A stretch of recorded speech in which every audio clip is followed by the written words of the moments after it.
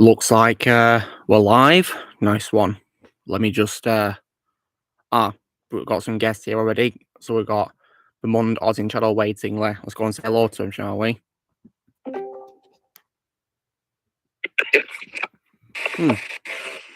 Hey guys, what's up? Turn the volume down. Yeah, nice to hear you guys. What's up? Hey Luke, what's up? I take it you're back home, Ozzy? Yeah, I'm home. Yeah, finally, eh? Yeah. I'm sorry to hear about your delays you experienced. It's not nice, is it? Oh yeah. Oh, that was horrible yesterday. Yeah, I'm sorry to hear that. And the Mund, how are things with you? I'm good. Shadow, how about yourself? Yeah, it's been good. Nice to hear. And yeah, got 5 viewers right now, so hopefully we'll have more guests soon. And on Sunday and Monday, I had some connection problems. I'm sorry to hear that. Was it like, full on Wi-Fi? Or was it just one social network you had a problem with? It was the Wi-Fi. Wi-Fi was. But hey, we got it fixed. Got it fixed. Trust me, I know how you feel. It's just painful, isn't it? It is. Oh yeah, the hotel staying at Wi-Fi was really not that good either. I'm sorry to hear that. Because every day I kept disconnecting, so I had to try to reconnect every single time. The same thing happened to me when I was in New York. Yeah, the internet kept shutting off every night for some reason. I don't get that. It was very strong though. I'm just like, come on, let me watch YouTube on my streaming services. Yeah. But everything's going well right now. That's good, and it's good that you're back home where you belong. Yeah. Yeah, I'm just playing video games again. Oh yeah, what are you playing this time? Mortal Kombat. Oh nice, which one? XL. Great game. That's probably my favorite out of the franchise. Yeah. Yeah. As you saw, I finished the movie earlier today. Yeah, and you gave it a 9 out of 10. Very good ranking right there. Yeah, I actually liked it. Yeah, me too. It's my favorite, out of the live action movies of Mortal Kombat. Yep, and I am not watching Annihilation. Just getting that out of the way. It's probably best if you don't, because it is, in my opinion, the second worst film I've ever seen in my life, and it just ruins the whole point of what made this first movie such a good movie. Yeah, I just watched the Nostalgia Critics review on it. Yeah, that's probably the best option, really. Just relying on other people's, reviews of a film. Yeah, I mean, like, if you knew that the original actors didn't want to come back, you're in trouble. Yeah, a lot of them declined to reprise their roles because they hated the script. And I can't say I blame them. Yeah, I saw some of the CG in Annihilation. It is horrendous. It is, yeah, it's really awful. Yeah, it's just... Something that's... For some reason, no one's commented yet. No one appears to have commented yet on the stream for some reason. Where is everyone?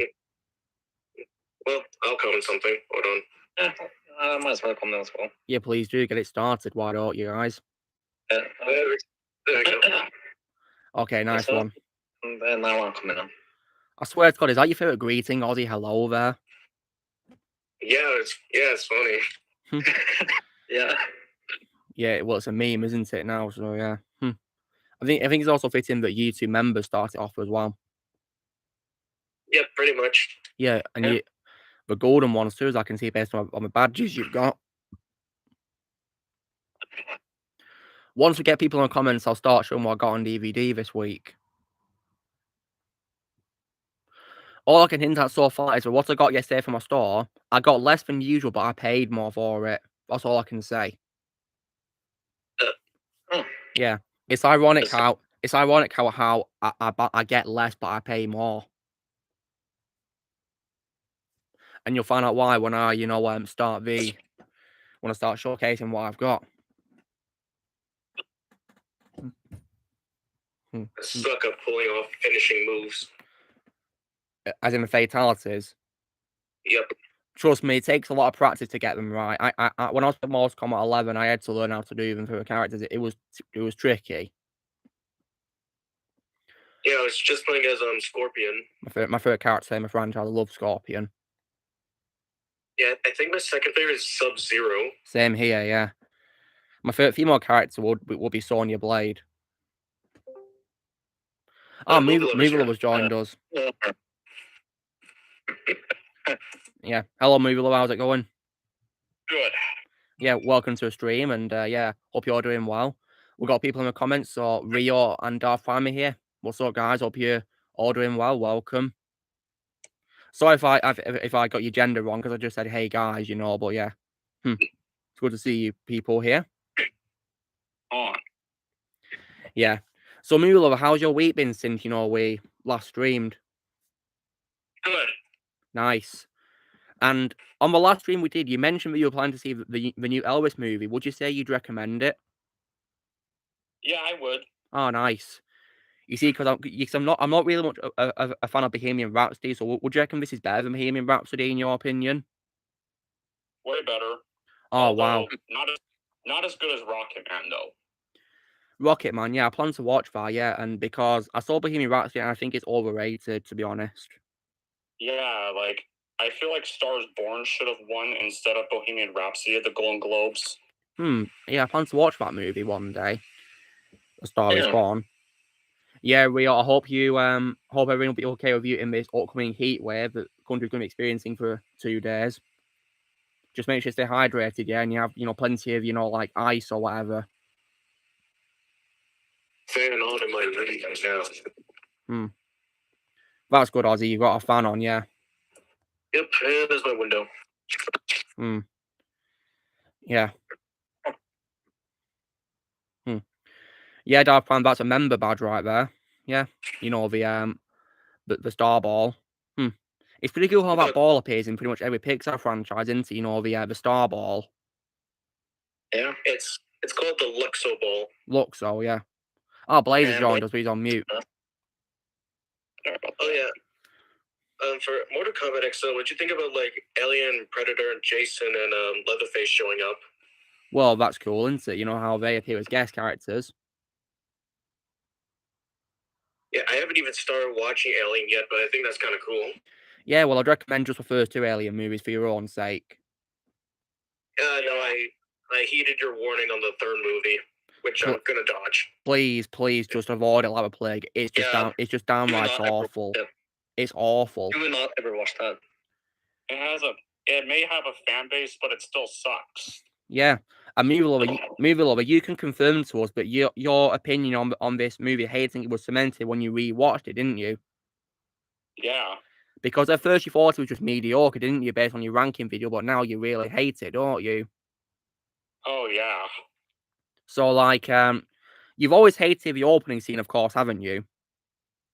Absolutely. Yeah. So, on your rewatch that you did for your epic rants, your Blaze, what's up? On your epic rant, Movie Lover. I just came home with the dog. Oh, nice. So Movie Lover, when you rewatched Alien 3, what things about it would you say made you give it a 2.5 out of 10 compared to a 6 you used to give it, or 7? The opening scene, Ripley being annoying, and her stupid death at the end of the movie, and the prisoner characters. Yeah, I can't say blaming because they were very unlikable, weren't they? Yeah, and just being overly bleak and dark for no reason. Yeah, I mean, I've always hated it since I first saw it because I thought it was extremely boring. And of course, yeah, the opening scene was like, you know, breaking the hearts of the fans of Aliens, you know. Yeah, I think it was. Yeah, Alien 3 is hot garbage. So Ozzy, if you're planning to watch Alien, please watch the first 2 films and that's it. Okay then. Yeah. Yeah, and don't watch prequels either. They're not good either. Did you say one of them has Michael Fassbender in it? Both prequels do. Both prequels have him in there. So if you want to watch them, Ozzy, then it's worth watching just for his scenes only. I'm guessing he was the only good thing about those movies. In terms of the humans, yeah, because apart from his character, the humans are absolute idiots in the prequel films. But yeah. Yep, they are complete morons. Yeah. But if you want to see a proper prequel to the first Alien movie, play the game Alien Isolation. Okay then. Just be warned, it's scary. Well, I know what I'm up against now. Yeah. Now, movie lovey, you're probably going to be excited about this, right? But some films of a horror franchise have dropped on Netflix recently, and I've been watching them. Which ones? I'll give you a clue. It's a theme which goes, I'll give you a clue. It involves a mass killer. Halloween? Yeah. What do you think of? I've been watching the first 4 so far. It's a pretty scary franchise, and yeah, the first one is like a masterpiece, isn't it? Yeah, the first one was also my favorite. And your thoughts on the 3 sequels you've seen so far? 2, in my opinion, was a very nice direct sequel to the first movie, in my opinion.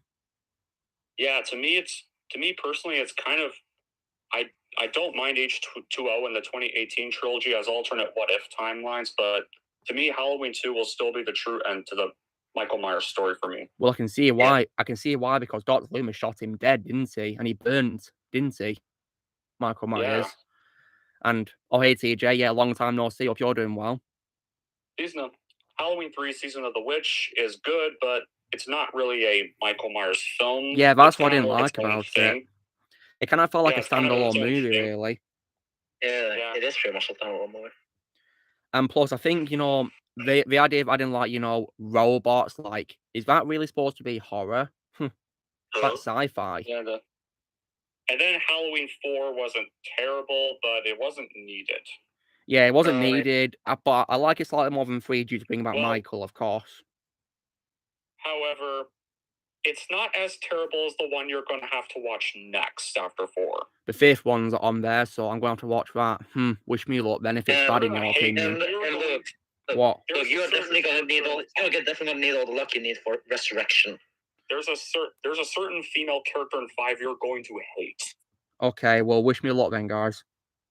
Yeah, you're definitely need all the luck you can guess for Resurrection. Yeah, I'm going to, like, binge watch the whole franchise, guys, because I want to, get familiar with it. Yeah, good luck for 5, 6, Resurrection, and the Rob Zombie duology. That's horrible. I've heard nothing but bad news. I've heard nothing but bad news about Rob Zombie's movies, so, Thankfully, I have never seen them. Well, based on bad news I've heard, it's probably best that you don't see them. Yeah, I mean, we're just going to rely on Movie Lover's opinion. Yeah, well, I've watched Movie Lover's ranking, and yeah, it looks like a very well-organised ranking right there. I mean, because so far, I'm in agreement with him. Yeah. Hey, Nathaniel, you don't need to say you're here, Nathaniel. Just say hello, Lucamus, I know you're here just by you appearing there. But it's good to see you here supporting, of course. Speaking of hate, remember when I told you I was forced to watch Thor Love and Thunder? Yeah. I can't believe it. They made you get forced to watch it. Honestly, I think it was worse than Captain Marvel nowadays. Whoa. Okay, that's definitely saying something. I mean, would you say it's worse than Crap Eternals, Ozzy?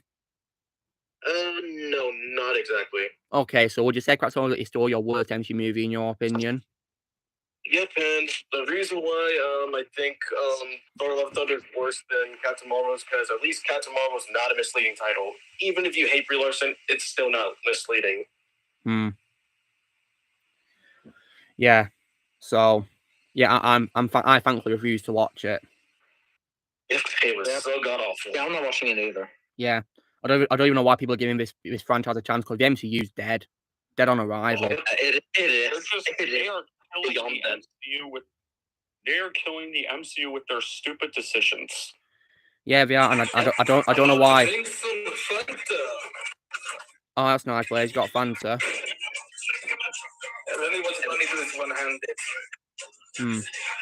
Hey, Knoxville, yeah, long time no see you. Hope you're doing well.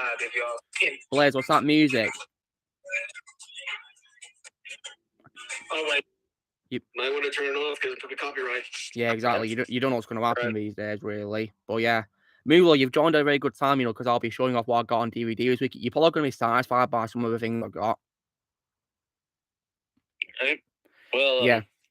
I'm on my iPod Touch because I'm currently at the other house you sometimes see in my videos, and I forgot my iPad charger at the usual background house that's usually seen in almost every one of my videos. So you might need to turn your camera on so I can see them, because I can't really mute the YouTube video on my iPod Touch. That's fine. Well, I can just tell you what I've got, can't I? Yeah. Yeah. And so we've got quite a lot of people here watching already. So yeah, we should probably get started, shouldn't we? While we can. Yeah, I'm watching on my phone right now. Nice, So nice. So, okay, so shall I start with the things I got off Amazon first, guys? So the first thing I picked up from Amazon, guys, would have to be, of course, my favorite work of Denis Villeneuve as a director, and that would have to be Prisoners. Oh man, I love that movie. Yeah, I gotta finish that movie. I told you you'd love it, guys. Yeah, and you finally watched it, Shadow. What took you so long? Yeah, I don't know, but I never doubted you for a second. Yeah, movie love. If you plan to watch it, then please check it. It's on Netflix for you or Prime. Yeah, and you're gonna love it. Yeah, you're gonna love it. Yeah, because it's my favorite. It's my favorite work of him as Denis Villeneuve as a director. I'll get around to watching it eventually. Yeah. Then, guys, I thought I would pick up the rest of the franchise I had to get, and that'd have to be, of course, Jackass 2, 3, and Forever. Nice. Yeah, so I already own the first movie, I'm Bad Grandpa, guys, so I thought I'd complete owning the movie. So yeah, I own all 5 films now, which is cool. Yeah, my favorites are Jackass number 2, second place Jackass Forever, third place Bad Grandpa, fourth place Jackass the movie, and fifth place Jackass 3D. I can definitely see why, because that's the same rank as me, movie lover. I think 3D is my least favorite, mainly because many of the things made me nearly throw up quite a lot, really. Yeah, pretty cringe. Yeah, I feel like they just made it 3D for more money, really. Probably, yeah. Oh, Lily's looking down at me, guys. I think she wants to join me. What are you doing up there, Lily? Anyway, guys, so next up, guys, I then thought I'd get 2 Pixar films to, further complete my Pixar pile. So I picked up my favorite movie of the year 2020, guys, which is Soul. Nice. Oh, man. Yeah. Awesome. Then I picked up one of my favorite animated movies from last year, guys, and it'd have to be Luca. Nice. Oh, yes. Another good movie. Yeah, I love Luca. Then, guys, I thought I would complete my ownership of the Lego movies by getting the Lego Ninjago movie. Nice. And in case you guys are wondering, I refuse to buy the second part because I don't know, that movie is extremely disappointing and was not even needed. Fair enough. Yeah, that's fair. I remember liking it when I first saw it, but then I rewatched it a second time, and now I don't. Yeah, it's not worth your time at all. Oh, Liv's here. Hello there. Like, this film was just bound to flop. Like, no Phil and Chris. Yeah, that film was bound to flop. Yeah, this happens when a director changes. Sometimes things can go horribly wrong without a redirector. And then, of course, it was a musical. And then the last thing I got from Prime, guys, was another Denis Villeneuve movie, which has my favorite role. Some of my favorite roles of people like Amy Adams, Jeremy Renner, and Forest Whitaker, and that was Arrival. Oh yeah, that's a good one. Very good movie. Yeah. I think that's a little bit down now. Yeah. I would definitely say that Arrival is my third favorite Villeneuve film. It's a great movie. Cat. Oh, there's Lily. Hey, Shadow, so how was Guns Akimbo? Oh, yeah, I really enjoyed it. It's a very good movie. Yeah. One of Daniel Radcliffe's best roles, in my opinion. I seriously hope that movie gets a sequel. Yeah, it deserves a sequel. It needs one. It even sets up for one, doesn't it?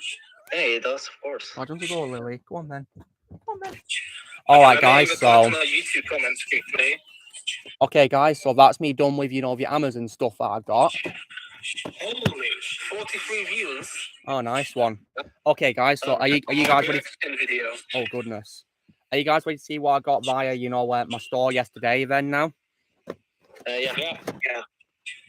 Okay, so let's kick off by going through the DVDs I got first. So DVDs, guys. I got a movie by Christopher Nolan, which I think is underrated and has great performances by people like Hugh Jackman, Christian Bale, Michael Caine, and Scarlett Johansson, and that was The Prestige. I I've not seen it like that, but I'm hoping to do it someday. I'd recommend it. And then, guys, I got as well one of my favorite comedy movies of 2013, involving actors starring as their fictional selves, guys, in an end of the world thing, and that'd have to be This Is the End. Oh yeah. Oh, Yeah.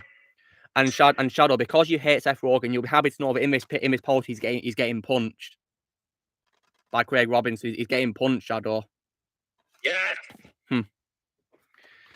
And yeah, I've lost respect for Seth Rogen because of, you know, his stance in controversy and, you know, how he attacked Gina Carano on Twitter. So yeah, screw Seth Rogen. Screw him all the way. Yeah. And then another thing I got from DVD, guys, was one of my favorite movies of 2021, and probably my second favorite movie with Bob, my second favorite role of Bob Odenkirk after Saul Goodman, and that would have to be Nobody. Oh yes, I love that film. Yeah, great movie. Yeah, it is great. Yeah, and if you guys were wondering, when it comes to Bob Odenkirk, guys, my favorite voice role of his is Winston from Incredibles 2.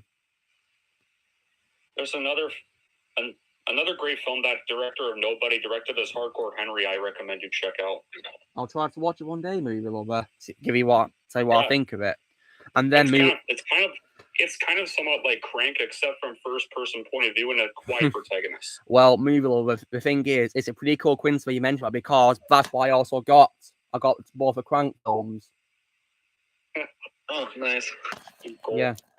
Like guys, if you guys want to see a live action GTA adaptation, then watch these films, because yeah, that's what they are basically. Yeah. Yeah, the closest we'll ever get to a Grand Theft Auto movie, basically. Literally. And yeah, and some people might say that the films are stupid, but that's the whole point. They're meant to be stupid. Yeah. And that's what makes them so fun. And in my opinion, guys, Crank 2 High Voltage is an example of a film that deserves a sequel. Absolutely. Both that and Nobody, which I've just shown, and also Luca too, that I just showed as well, deserves a sequel as well, Luca. Yeah, maybe like one more Crank movie and then end the franchise there. It should be a trilogy, yeah, definitely. Well, not you're gonna really enjoy it. Why didn't the third one happen? I know, and it's been a very long time since the third one, but you know, Jason Statham looks like he's in, you know, pretty good health to probably play Chev Chelios again, hopefully. So yeah, hopefully it'll happen. Yeah, but one we'll last see. time. Yeah, one last time, eh? Well, not say if you're gonna really like Better Call Saul. It's a great show, but not as good as Breaking Bad in my opinion, but still a great show. Nice prequel to it, setting it all up. The two directors need to have at least one more reunion. They can, no way on earth they should be ending their should be ending their careers together with that awful Ghost Rider film they did. They better redeem themselves after that garbage. Yeah. I hated Spirit of Vengeance. That's basically just, you know, Crank with a Ghost Rider Terminator knockoff character. Yeah. And that's not what Ghost Rider is, guys. Ghost Rider is not Chev Chelios at all. No. Yeah. I tried watching Spirit of Vengeance. And did you? I'm just grateful on all those films. I'm gonna be on PS4 for a little bit. Nice place. Hope you have fun. So Ozzy, are you saying that you tried to watch it, but you couldn't get through it, Ozzy? Yeah, I couldn't get through it because I ended up puking halfway through. I can't say blame me, because it's headache inducing in my opinion, because I had a very bad headache watching it. Because the camera work is just awful. The camera work in Spirit of Vengeance is just absolutely awful. And I think it's just a joke. I think Mace, if you're wondering, I can't join you. No, I'm just gonna tell you that next month I'm getting PlayStation Plus. Oh, nice. Okay, guys, so on to the Blu-rays. So, speaking of Neville Dean and Taylor, guys, I got one of their other movies which they've done, and I think this is like a guilty pleasure movie, which I think is, you know, very fun to watch by them, which is Gamer.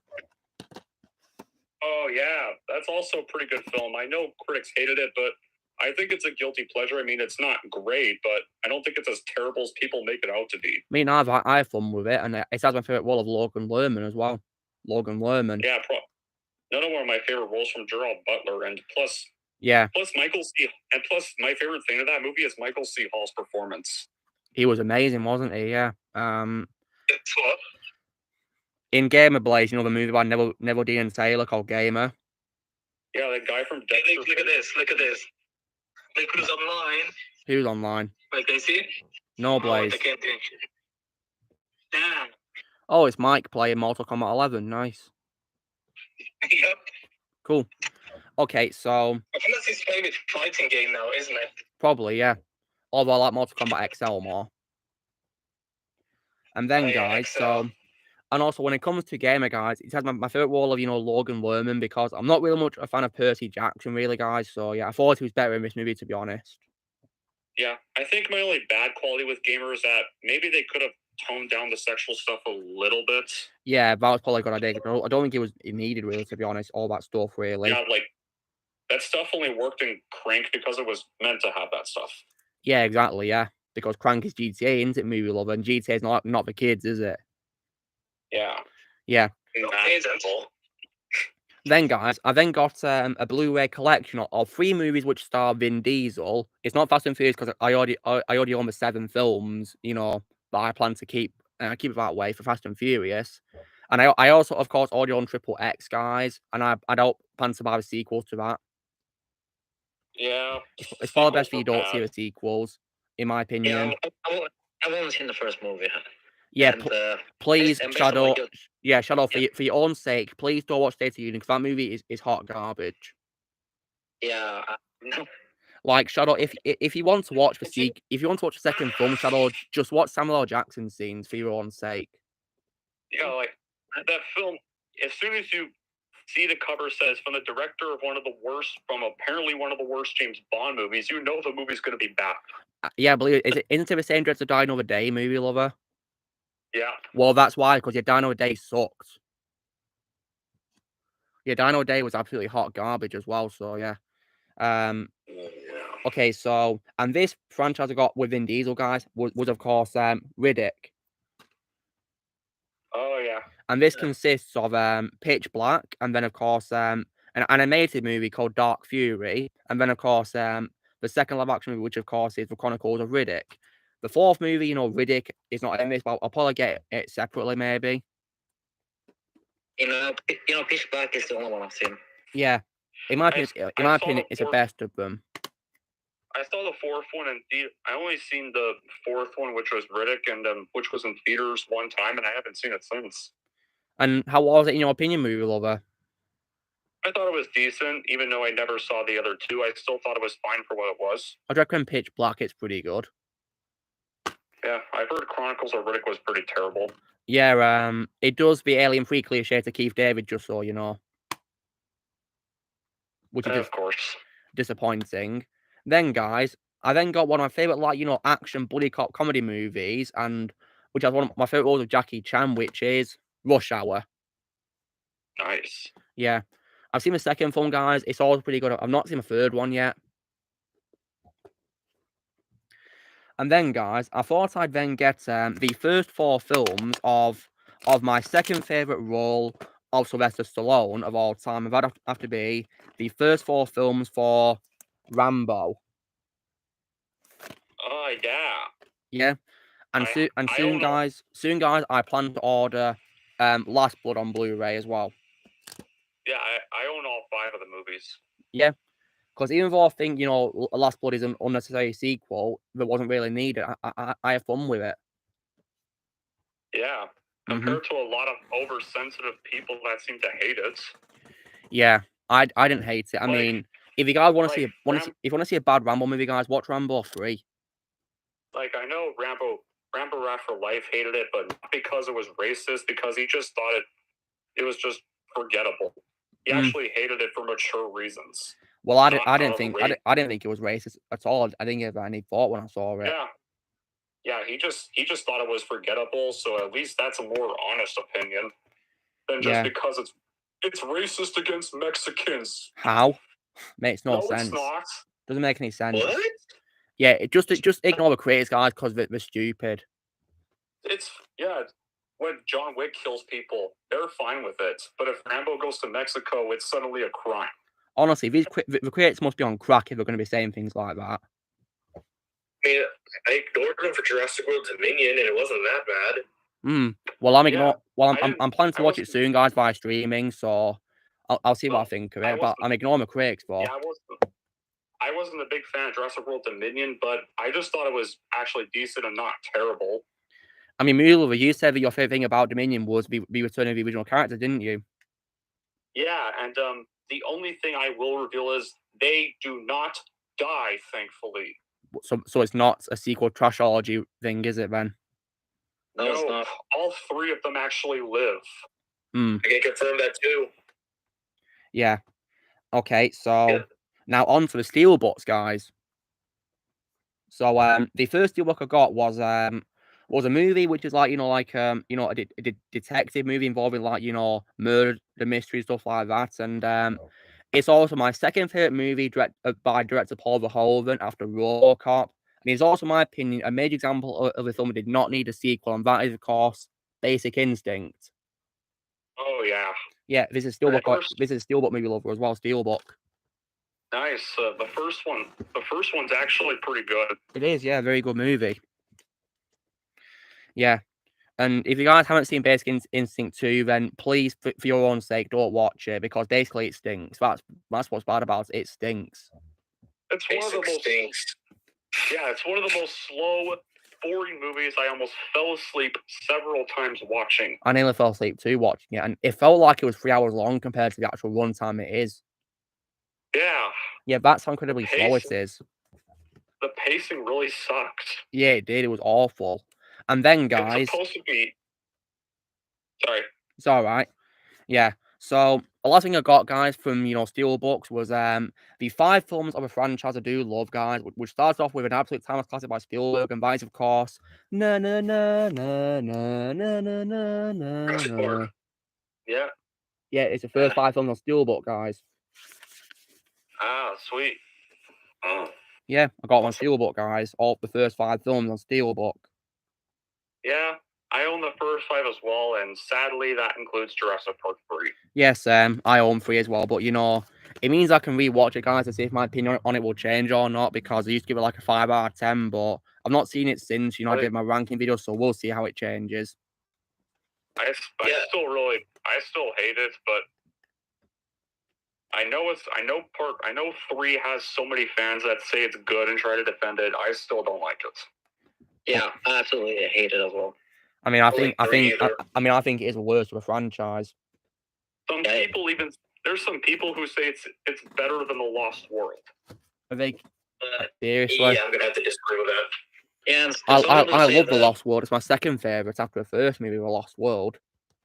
Guys, someone actually said that Dominion is the first one. Well, I'm gonna watch Dominion, guys, to get my opinion on it, and I'm not gonna listen to any of these critics. Don't worry, guys, I'm not gonna listen to the critics, but yeah. So, The Lost World is probably the most watchable of the sequels. Yeah. So, Movie Lover, when it comes to your rewatching of the sequels, what made you decide to swap The Lost World and Jurassic World in your ranking for the films? Well, Jurassic World rehashes a lot of Jurassic Park. Yeah. Pulls a Force Awakens on a lot of scenes, and plus, the older brother just kicks my head in every time I watch that film. He keeps nearly killing my enjoyment in that film for me, because he's just so rude and annoying throughout the entire thing. Like, yeah, I cannot get to the first half because of that character.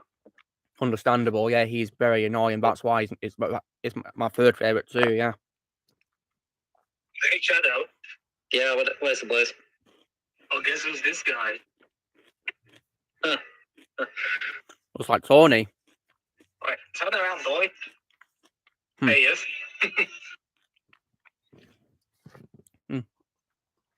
What? That looks pretty cool, Blaze. Oh, he's on mute. So, when it comes to the films by Villeneuve that I own, guys, the only one I got left to buy is Enemy with Jake Gyllenhaal in.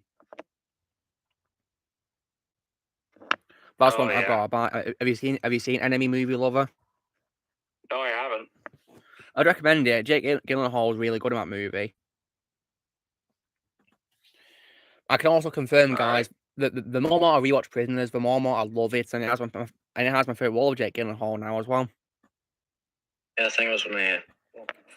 Yeah, that's my favorite role of him. Yeah, because he's a very great actor, guys, and lots of things. You know, like Prisoners, and I did also as well like him in the film introduced me to him as an actor, which was The Day After Tomorrow. Oh yeah. Yeah, I had a connection issue, so I'm not sure if you all saw that. The Day After Tomorrow was probably the only other Roland Emmerich film I enjoy. Yeah, me too. Independence Day and Day After Tomorrow are probably his only films I've liked. Yeah. Other than that, he makes a lot of terrible movies. But looks like Tony Stark, Blaze. Looks like Tony. Steve the Jet on. Oh, nice, yeah. The bulky armor. So. Yeah, it's Paladin Dance. He actually liked my comment last time. That's cool. So, Moolover, what was your point going to be on Basic Instinct 2 before I show my Jurassic World Jurassic Park Steelbooks? I think these seem cool. Very cool Steelbooks. Yeah, what are you going to say? What are you going to say about Basic Instinct 2 before I showed the films? Yeah. Yeah, what are you going to say about Basic Instinct 2? Like the film feels like the film's supposed to be 126 minutes. It feels like 326 minutes long. Tell me about it. That's not how you do a movie which is supposed to be a sequel to, one of Paul Verhoeven's best works. When it comes to Paul Verhoeven, guys, my favorite work of his always will be Robocop. Yes. Yeah, Robocop is a damn masterpiece, guys. Yeah, the sequels were in my opinion. Yeah. Robocop 2 was Robocop 3 was cancer. Yeah, Robocop 3 is probably the third worst movie I've ever seen in my life after, Phantom Stick and Mortal Kombat Abomination, as I nickname it. Abominations. Yeah, because it is an abomination. It's not annihilation, it's abomination. Because it's absolute trash. From what I've seen, it's really bad. It's very bad. Yeah, so please don't watch it, Blaze, for your own sake. Hey, Dragon, what's up? Did you see that Abomination in No Mic Chat, in the movies channel, which I posted? Yeah, about that Winnie the Pooh slasher movie, which I refused to watch. The poster was ugly. Yeah, like, it's like a Jason ripoff. Like, who thought it'd be a good idea to turn? Who thought it would be a good idea to, make a horror movie out of Winnie the Pooh? Yeah, it's just bloody stupid. I don't know. Only some idiots. Like, whoever thought it'd be a good idea to turn Winnie the Pooh into a slash horror movie must be on crack. I swear to God. Yeah. Yeah. Winnie the Pooh is now a killer. Wow. Mickey Mouse will soon be a killer. Yeah, they're literally turning one of my one of my favorite childhood characters when I was a little kid into a horror character, and that really angers me. Well, technically, Mickey Mouse already was a killer since 2012. Oh yeah. When he started buying and killing a bunch of franchises. Yeah, like Star Wars, of course. In 2015. The Marvel. Yeah, now he's killing. Yeah, now you can say he's killing Marvel since Phase 3 is over. Yeah, and it looks like Dragon can also vouch for that statement because he said he thinks Thor Love and Thunder sucks. Yeah, that's one sequel I want to see. I'm starting to agree with a lot of people about Kevin Feige. Yeah, honestly, right? Yeah, I don't even know why they're making more. He's kind of not making good choices anymore. No, they're not. Like, honestly, the MCU is just, it's dead on arrival. There's no planning going with it whatsoever, and even Russell Brose admitted it. Yeah, I still think Kevin Feige is way worse than Kevin Feige. Ragnarok perfectly balanced the comedy and the serious stuff. Yeah, it did. I didn't mind the comedy in Ragnarok. Me neither thought it was better than Thor Dark World. I will say that. Yeah, and with Thor's plot in Endgame, I can see where they were going. I just wish they didn't try to make it comical. I mean, well, this is what happens when you get depressed, of course. Yeah, comfort eating is a symptom of depression, of course. Yeah, only good quality I I think the only good thing I've seen from the Love and Thunder trailers is at least he's somewhat got his normal weight back. Yeah, but Moodle, you're going to be disappointed about this. Ozzy also confirmed to us that they're still continuing Thor's rivalry with Star-Lord. Yep. Yep. But I read the plot on Wikipedia, and apparently he leaves the Guardians in the beginning. Yeah, he does. Hence probably showing why Thor's not in Guardians 3. So. Mm-hmm. Yeah, it's just stupid, really. I'm just like, what's the point of joining the Guardians if you're gonna leave them? And now they're gonna make a holiday special of the Guardians. What? It's Star Wars Holiday Special all over again. Yep. This cannot end well. No, wait, I only saw the Lego one. The Lego one was still terrible. Yeah, I've not seen the Lego Holiday Special, guys, because as you guys may or may not, I'm boycotting Disney. Yeah, these new Phase 4 films are making me better appreciate some of the more weaker Marvel films from the 2000s. I'd rather watch some of their weaker stuff in the 2000s over the stuff they're making now. Because at least the weaker stuff treated the characters seriously. Yeah, you could say that, like, I mean... So yeah, like... Except for the Ghost Rider films and Van Forstic. Those I could care less about. Oh yeah, screw Ghost Rider films, they were garbage. Yeah, I'm not watching those Ghost Rider films. Yeah, and Ozzy, you can also confirm that are the Guardians all at the beginning of Thor Love and Thunder? Yep, they only show up at the beginning and then they're gone. That is just stupid. I think they're trying to set up for Guardians 3, but you don't set it up like that. Yeah, what an absolute, waste of them, really. So, like, goodness me. Yeah, because I already told you they wasted Russell Crowe in the movie. Yeah, I can't believe they had to do it to Russell Crowe like that because he's one of those New Zealand actors of all time. And it was wasted Christian Bale as well. Yeah, I heard he was probably underused, which is stupid. He was also generic. Yeah, my favorite role is always will be Batman. Can we talk about Pooh and Stinker? Really, Yeah. Dragon. Oh yeah. Apparently, guys, the Guardians, apart from Star-Lord, only had like about one line each. Rocket only had 3 lines. Wait, what? So, Thor, crap, and Thunder. Yeah. Rocket and Thor formed a friendship, and this is how you continue it with just 3 lines. Yeah, it's just, a load of rubbish. Hello, Nick, what's up? But the thing that makes me angry the most is how they ruined Jane Foster. Apparently they brought her back to be a Mary Sue. Yeah, like I actually had a bit of hope because it was good to see. At first, I was excited that Natalie Portman was coming back, but not like this, please. Eat my hammer. Because literally, I said it last week. He's literally the Ray of the MCU.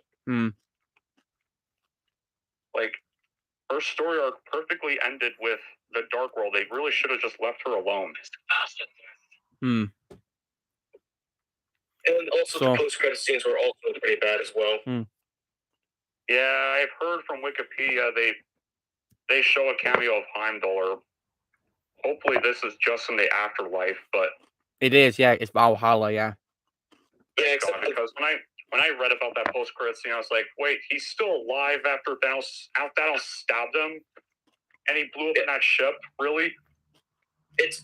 Okay, it was cool to see Idris Elba back as Heimdall in Valhalla, but it's the words he says that really made me mad.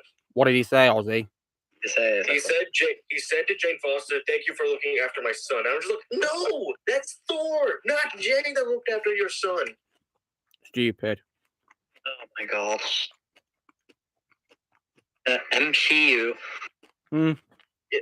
Yep, that is my official nail in the coffin for the MCU. I am not continuing with it. I am done. Finally, someone's actually on the same boat as me. Well, so I guess, Lucamus, I guess me, you, and Empire fan made a good choice for retiring after No Way Home. Yeah. I don't know why people are giving the MCU a chance in the first place now, because, yeah, it's just dead. Dead. Dead. Like, What was I thinking? And people could say, the Multiverse of Madness has gore in it. Then just wait for the gore stuff to appear on YouTube and then watch those clips. That's all you have to do. Yeah, it's not hard, is it? Yeah. Yeah. Like, whoa. Nathaniel, we are fully aware that Jane becomes Mighty Thor. That's not what we got a problem with. We got a problem with the fact that she was ruined. It's how they did the character in the movie. Yeah, we already know she's going to be Mighty Thor. Just how they handled it. Like, yeah, you better watch your mouth, Nathaniel. Because it was poorly executed. It's like, oh, this is Mighty Thor when I saw the trailer. Okay, I know what's coming up, but the way they handled it was horrible. Yeah, they ruined it, didn't they? Yep. And that makes me so glad I didn't watch the damn movie. But he's literally playable in Lego Marvel Superheroes 2. He's way better in that game than this, from the sound of things. Thankfully, I'm skipping the movie. I'm not even going to watch MCU now. Smart move, Blaze. Yeah, smart move. And yeah, trust me, guys. If you guys want to see Jane Foster portray better as Thor, then just play like all those Avengers or like Marvel Superheroes 2, because she's in Wars and she's way better in that. Just watch anything or read the comics, anything but Thor Love and Thunder. Yeah, avoid Love and Thunder like a plague, please. Yeah, I just call it Thor Walk and Blunder. Walk and Blunder. Nice reading there. Thor Crap and Crapper. That's a good name for it too, also. Yeah. And Ozzy, would you say it's the worst out of Thor's tetralogy as it is now? Yep. Wow. Yeah, it's definitely saying something when you say it's worse than the Dark World, because I thought the Thor movie could be worse than the Dark World. But yeah, looks like Thor Love and Thunder's topped it as being the worst one. The Dark World I don't hate as much now because of Endgame. And for one thing, guys, unlike Iron Man 3, which serves no purpose in MCU whatsoever, in my opinion, Thor the Dark World has a reason to exist because it's introduced a reality stone, of course. Yeah, and it also introduces us to Collector. Yeah, the Collector. So, and it sets up the first Guardians of the Galaxy movie, of course, doesn't it? Yeah. So, for what it's worth, Thor the Dark World has a reason to exist, whereas Iron Man 3, what's the point of Iron Man 3? They don't ever bring it up again in Age of Ultron. He's still working with the Avengers. Even though he blew up his suits, yeah. I think the only thing it references, anything after Iron Man 3 references, is just him getting the surgery, and that's it. And when they show Harley at the funeral in Endgame. Yeah, exactly. Yeah, because that's the only events they bring up. Yeah, it looks like pretty much they ignore it, apart from those very few references that the later films make. Yeah, and of course that's the theory of why they made Iron Man 3. I don't know how they have to make it, really. It's to make toys. It's to make toys out of the characters. It's sad because I got a Lego figure of Travis Slattery. Yeah, the Mandalorian the Mandarin we think is the Mandarin is actually this big drunk idiot. Wow. What a interesting twist. Yeah, thankfully we got a short call that All Hail the King that retconned that and gave us the food. We have. Instead our Mandarin was basically just some cringy Syndrome ripoff. That wasn't even interesting. Yeah, trust me, Lola. That movie literally is The Incredibles, but in live action. Yeah, except with the board this time, except the villain's not even as interesting as Syndrome, who was actually very well written. Yeah, I love Syndrome. He was a brilliant villain. But yeah, with that said, I'd still rather watch this movie over Thor Crap and Crapper. I think anyone would really, wouldn't they, if they hated, Crap and Thunder or Walk and Blunder. Because at least this is not misleading. It's about Tony Stark. Exactly, yeah. Yeah, Dark Planet, it makes no sense because, I'm pretty sure, guys, when Patrick Stewart was promoting Logan, he said he wouldn't be playing Xavier again, but somehow he was brought back for this movie, which is stupid. Yeah, and they killed him also in pathetic ways possible. Yeah, Shadow, you were right about the movie wasting Xavier. You were right all along, weren't you? I guess. Yeah, because you said he was going to get wasted, and yeah, you did get wasted. Yeah, honestly, I'd rather watch Multiverse of Madness over Crap and Crapper. Honestly, I've never watched that movie ever again. I'm not watching anything after No Way Home at all. And yeah, I've also heard nothing bad news about Miss Marvel because I've been relying on other people's rant reviews, and yeah, it looks like a very bad show. Oh, it is bad. Don't even watch it. Yeah, it looks woke. I'm not watching that. I think I'll definitely watch it. I saw the trailer for She-Hulk, and it was so cringy. Yeah, it looked awful. That's why I'm so glad I avoided it. I mean, guys, I've not seen the trailer, but, I've heard bad news about it from, other YouTubers. And some people in some have posted screenshots from it, and it looks like garbage. The design just looks hideous. Yeah, it does. Cringy. Not even Professor Hulk looks better than her. I think they really cheated out on the CGI. Now I don't want to see the design. And honestly, guys, I think the CGI of the Hulk in the 2008 movie was better than this She-Hulk show, to be honest. Even the CGI in the 2003 movie is better. Well, I need to watch that movie one day, see what I think of it. The best MCU Hulk portrayals are 2008, 2012, and 2015 for MCU. Yeah, because unfortunately Hulk was wasted in Infinity War, weren't he? Yeah, and Hulk wasn't bad in Ragnarok, but I kind of wish they didn't make him talk as the Hulk, because he only talks when he's Bruce, not really. Except for maybe a few things he says, but... Honestly, that never bothered me. The only thing I remember him saying, of course, is puny God. Oh, yeah, that was really funny. Yeah, Dark Prime. Yeah, apparently she's a villain in Multiverse of Madness, so that's why I'm not going to waste my time watching it, because I can't bring myself to see Wanda be a villain in Multiverse of Madness. She's not a villain. Oh, yeah, it's literally a Wanda movie. It's not even a Doctor Strange movie. Misleading, right? Guys, I would honestly much rather watch WandaVision again over Multiverse of Madness. That's saying something. And yeah, the fact you practically have to watch WandaVision just to understand multiverse is just dumb. Yeah, ridiculous. But the only thing I will give about Multiverse of Madness is at least America Chavez is not a Mary Sue, at least. Well, yeah, that is good quality. Now, because they actually make her likable in the movie. Now, guys. And they go the movie. Well, I'm glad that weekend Multiverse came out. I went and saw Everything Everywhere All at Once instead. That was actually a phenomenal film. Yeah, I plan to watch it one day, movie lover. It's out on streaming now for me to watch. Yeah. Now, movie lover. Tomorrow's video I'll be doing about which did not need sequels is of course Jaws, of course, as I told you last week. Oh yeah, that definitely should be a video. Yeah. Yep. But guys, the next video I'm going to be covering for a film which didn't need sequels, movie lover, you're going to be happy about. I'll be talking about why Live Free or Die Hard didn't need sequels tomorrow, filming it. Nice. I can't wait for that.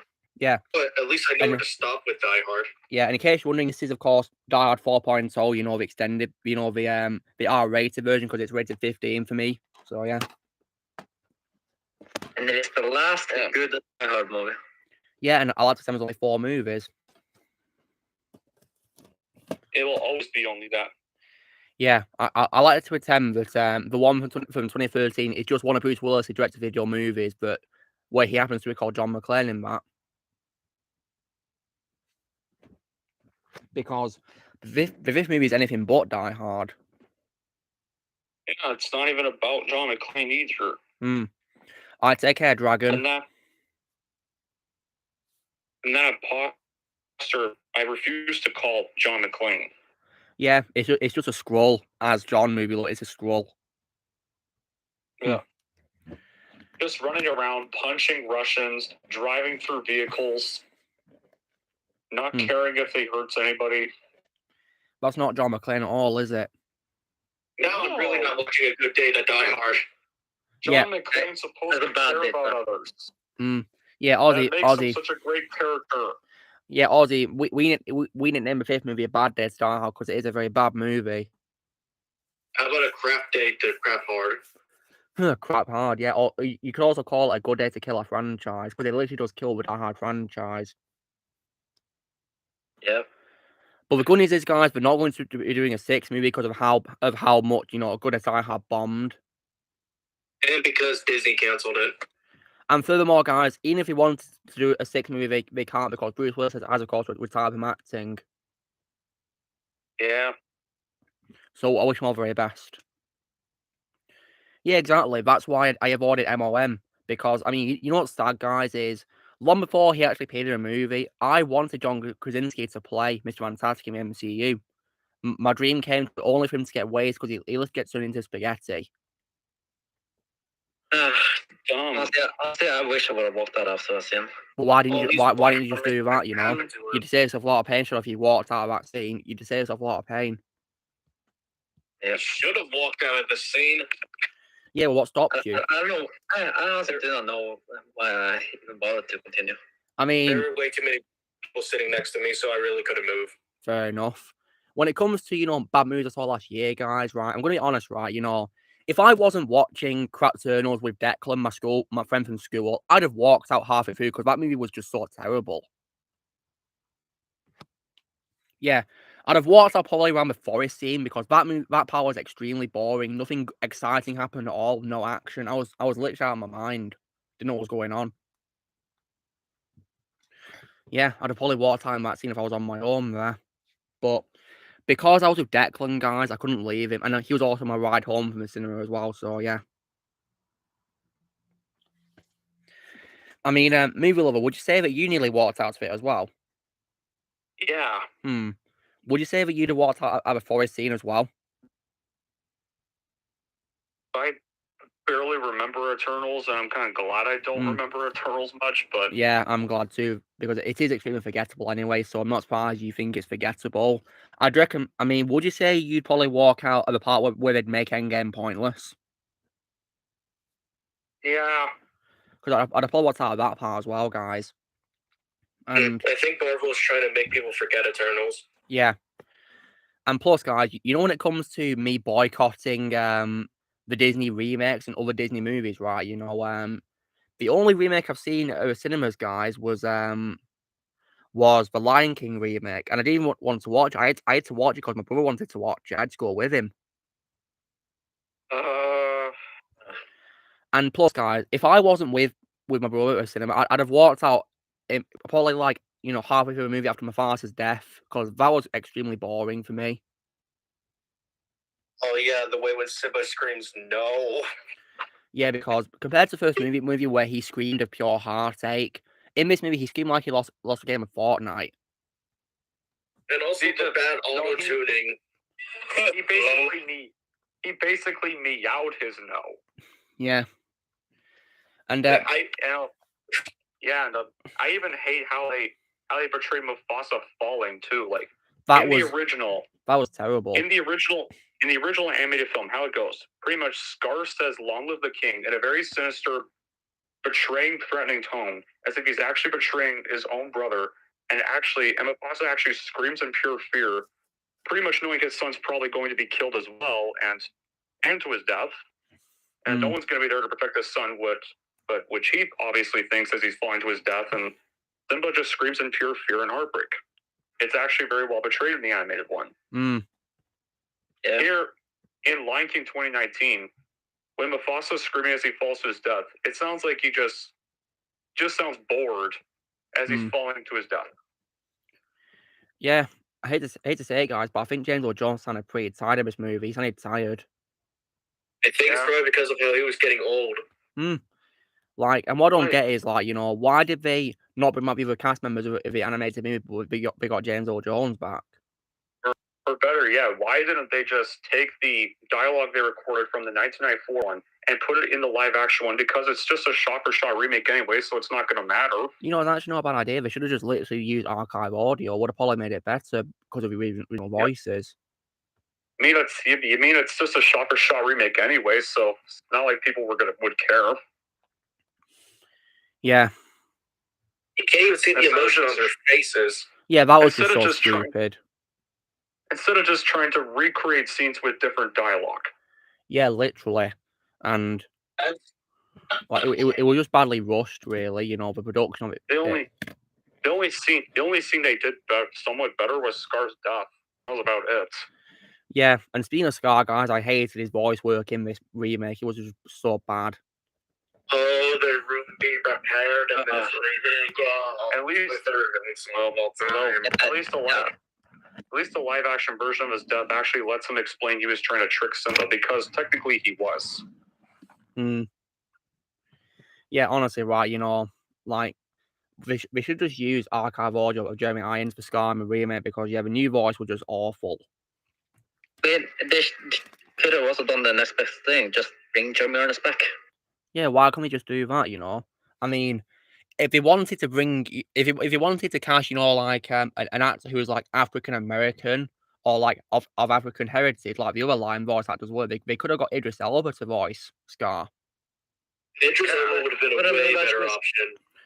I mean, guys, if you guys want to see a much better, like, live-action remake than the Lion King remake, then I'd recommend Jon Favreau's Jungle Book movie. I'd recommend this.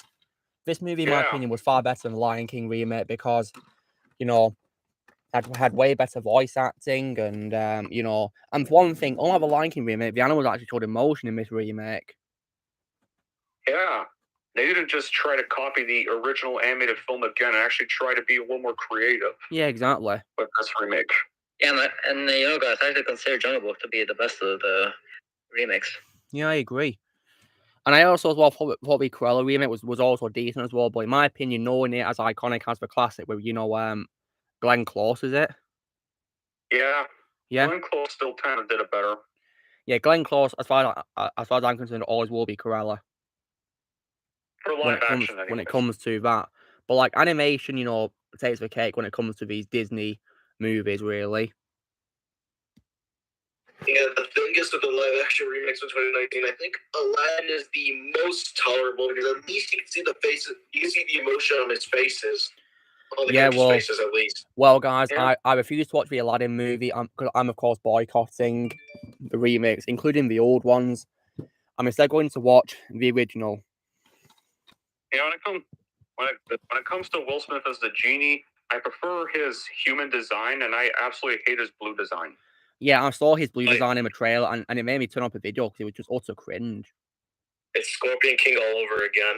Like, it's literally just an insult to Robin Williams' genie. Yeah, he tries to act like Robin Williams throughout the movie. Just let Will do his own thing. Don't try to do what Robin did. You're going to literally ruin the legacy of Robin Williams' genie. Absolutely. Yeah. Because again, I tried forcing myself to watch all the Disney live-action remakes, but I just quit immediately. Was there, like, a part of Aladdin that you shut off, Ozzy? I quit when he went into the Cave of Wonders, because I knew that Will Smith genie was about to pop out. Can't say I blame you. Yeah, and I also as well, guys, refused to watch the Beauty and the Beast remake from 2017, because my brother saw it at cinema and he thought it was boring. Oh, don't watch it. Emma Watson was sadly terrible in that movie. Yeah, Ozzy, I bet it breaks your heart to say that, doesn't it? Yeah, because she can't sing. Yeah, didn't they use auto-tune for her? Yeah, they auto-tuned her voice in the movie. Like, what is the point of auto-tune? Just get singing lessons like Andrew Garfield did for Tick, Tick, Boom. Yeah, it's not hard to train someone to sing, you know. Yeah, because I saw Tick, Tick, Boom, and Andrew Garfield confirmed himself that his voice was not auto-tuned. Yeah, I plan to watch it because it's a Netflix exclusive into that movie. Yeah. Yeah, I'll watch it, guys, for the sake of seeing Andrew. Because Andrew Garfield's a great actor. Yeah, I think he's underrated. He's a very underrated actor, yeah. An example of an actor who I think is also underrated could probably be Vincent D'Onofrio. For me, it's Brendan Fraser. Oh, he's also underrated too, yeah. In my opinion, the best part of the Mummy sequels, to be honest, because I think both of them are abominable, but he's, in my opinion, the best part of them. Yeah, Rick O'Connell's my favorite role of Brendan Fraser. Yeah, same here, Ozzy.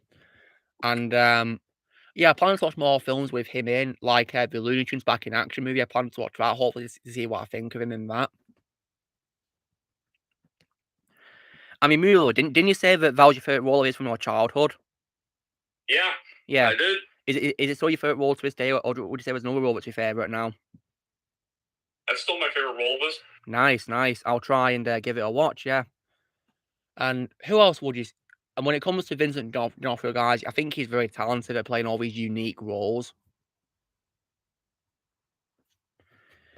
And in my opinion, his most unique role is his role in the Magnificent Seven Wild West movie. And Lover, have you seen the Magnificent Seven? No, I haven't. I'd recommend it for like Wild West movies because he's got a very good cast of people like Denzel Washington and Chris Pratt, for example, and Ethan Hawke. I mostly want to watch the movie for Chris Pratt. He's great in the movie, so yeah, I'd recommend it for him. What's also unique about Vincent's character, guys, you know, this guy here at the bottom, here, Maton, is that he's a good guy, not a villain, because he usually plays villains, and he's also got a very high-pitched voice compared to his other roles. I've never seen Vincent play a hero role. Yeah, this is your chance to see it, yeah. Yeah, because I've seen him as Kingpin, and what was his character name again for Jurassic World? Vic Hoskins. And Vic Hoskins, yeah. Those are the only two roles I've seen him in. Wait, have you not seen the first Men in Black movie, Ozzy? Never mind. I forgot he was a Man in Black. Yeah, he plays Edgar, the bug. I didn't even know that was him to begin with. Well, I can't say blame Amy because of that. I mean, would you say that you're more familiar with him being bald because of Kingpin? Yeah, mostly Kingpin. Well, that's why then, yeah. Because in Men in Black, he has hair. Yeah, I remember he turns into a giant bug at the end of the movie. Yeah, that's scary, because as someone who's got a phobia of bugs, yeah, that really scared me. I was laughing at that scene for some reason, because I thought it was funny. Yeah. Yeah, Darth Prime, it is a big shame that Hollywood's going after Chris Pratt. He doesn't deserve it, and thankfully James Gunn has defended him. Thankfully, so I salute James Gunn for defending Chris Pratt. And yeah. And I do plan to watch his show called The Terminal List on Amazon Prime soon, so I'll definitely give it a watch, see what I think of it. Yeah, there's some actors in roles that I don't recognize them at all, mostly due to their makeup. Yeah, I mean, you could probably say that Colin Farrell's unrecognizable as Penguin in the Batman. Yeah, same thing with Jermaine Clement as Boris the Animal from MIB3. Oh yeah, they use a lot of makeup for him, yeah. And of course, his voice is also unique because compared to his usual New Zealand accent, he uses a British accent as Boris. Yeah, and hold on. Yeah. Jared Leto in House of Gucci, I didn't recognize him. Yeah, because he literally looks like an old man, doesn't he? Yeah, and same thing with Johnny Depp when I saw Charlie and the Chocolate Factory. Yeah, hard to believe that, you know, the same person plays Jack Sparrow and Willy Wonka. I was like, wait, what? That's Johnny? That shows you how great of an actor Johnny Depp is. Yeah, because I literally had no idea where he was. I was looking for him the first time I watched the movie. Hey, Connor, what's up? Hope you're doing well. And, like, so, when it comes to Men in Black, guys, I only own the first 3 films, and I don't plan to buy International because that movie sucked. Yeah, I hated International. And even though I think Men in Black 2 is the absolute worst of a franchise, I would still watch it because it's needed to explain why Kay got his memory back in the 3rd movie. Yeah. Yeah, Men in Black 2 is just absolutely abominable. Mainly because I hated the villains the most. And also Patrick Warburton and Michael Jackson were wasted. Yeah, how dare they waste the King of Pop? Yeah, it's stupid. And also, of course, you know, Joe Swanson from Family Guy, and I believe isn't Patrick Warburton in Emperor's New Groove, whatever it's called? Yeah, just Kronk. That's my favorite voice role, Patrick Warburton. I've got to check out that movie out, see what I think of it. And that movie is another example of a movie that did not need a sequel, because the sequel sucks. Oh yeah, Kronk's New Groove. Yeah, I didn't like it at all. Was Patrick back in that sequel? Yeah, thankfully he was, and it was also one of the good qualities. Oh, wow, so unlike Open Season, we didn't recast his character, good. Yeah, Eartha Kitt returns as Yzma. Yeah, and that's my ultimate favorite role, and that's also a good quality. I think my favorite live action role of his is probably his role in the Ted films. I think he's called Guy. Yeah. Oh yeah, he has the relationship with Ryan Reynolds in the Ted movies. In the first movie, yeah, because in the second movie, his boyfriend is played by Michael Dorn. Whereas in the first movie, his boyfriend is called Jared, played by Ryan Reynolds. You know what's also funny, guys, about Ryan Reynolds' cameos in Ted and A Million Ways to Find West is in both cameos he doesn't say anything. Yeah. Hmm. Oh yeah, I finally saw Ryan Reynolds' appearance in Family Guy. Oh yeah, how was that? I thought it was funny. Yeah, it was, wasn't it? And probably one of the few times I can accept him being like a funny character because Family Guy has a sitcom, of course, isn't it? Yeah. But I really hope, he goes back to playing serious roles. Patrick's joined us. Too. Yeah, hey Patrick, what's up? Good evening. Good evening, Patrick. Oh, hey. Yeah, nice to see you here, Patrick. Hope things are going well for you. Well, I did kind of have a downer lately. I'm sorry to hear that. Well, I recently got hired for like a project. Oh yeah. I barely got to know what it was about because it was sort of like this thing where like the guy was like, "Hey, you want to be a part of this project? I don't really have any money to pay you," and it ended up being just like he wanted to hire people because he was still developing characters for like this thing he was making. I don't even remember what it was. And he was just looking for voice actors to potentially hire once he had some characters that they could voice. So we ended up agreeing that once he had a character for me, I would decide whether or not I thought it was fun enough to do. And if I didn't find it fun, then I wouldn't do it because, no payment. Yeah.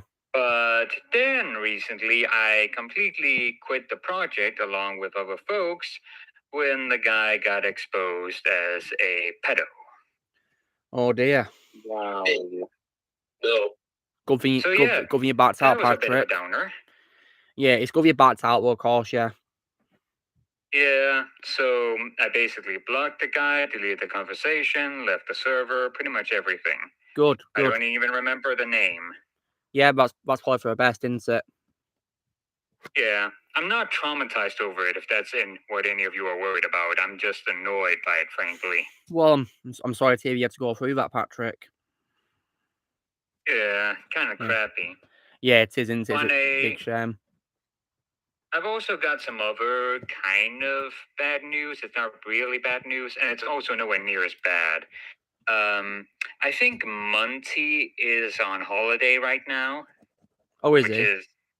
Yeah, it's because I've recently been trying to get him to do some narration for another one of my VHS videos on my horror channel, but he hasn't been replying for a while after sending some messages about he'd be soon done with vacation, but he hasn't really replied since then, so I think probably his vacation has been extended and he hasn't been able to reply back, so I think I'm probably just going to have to wait until summer break is over.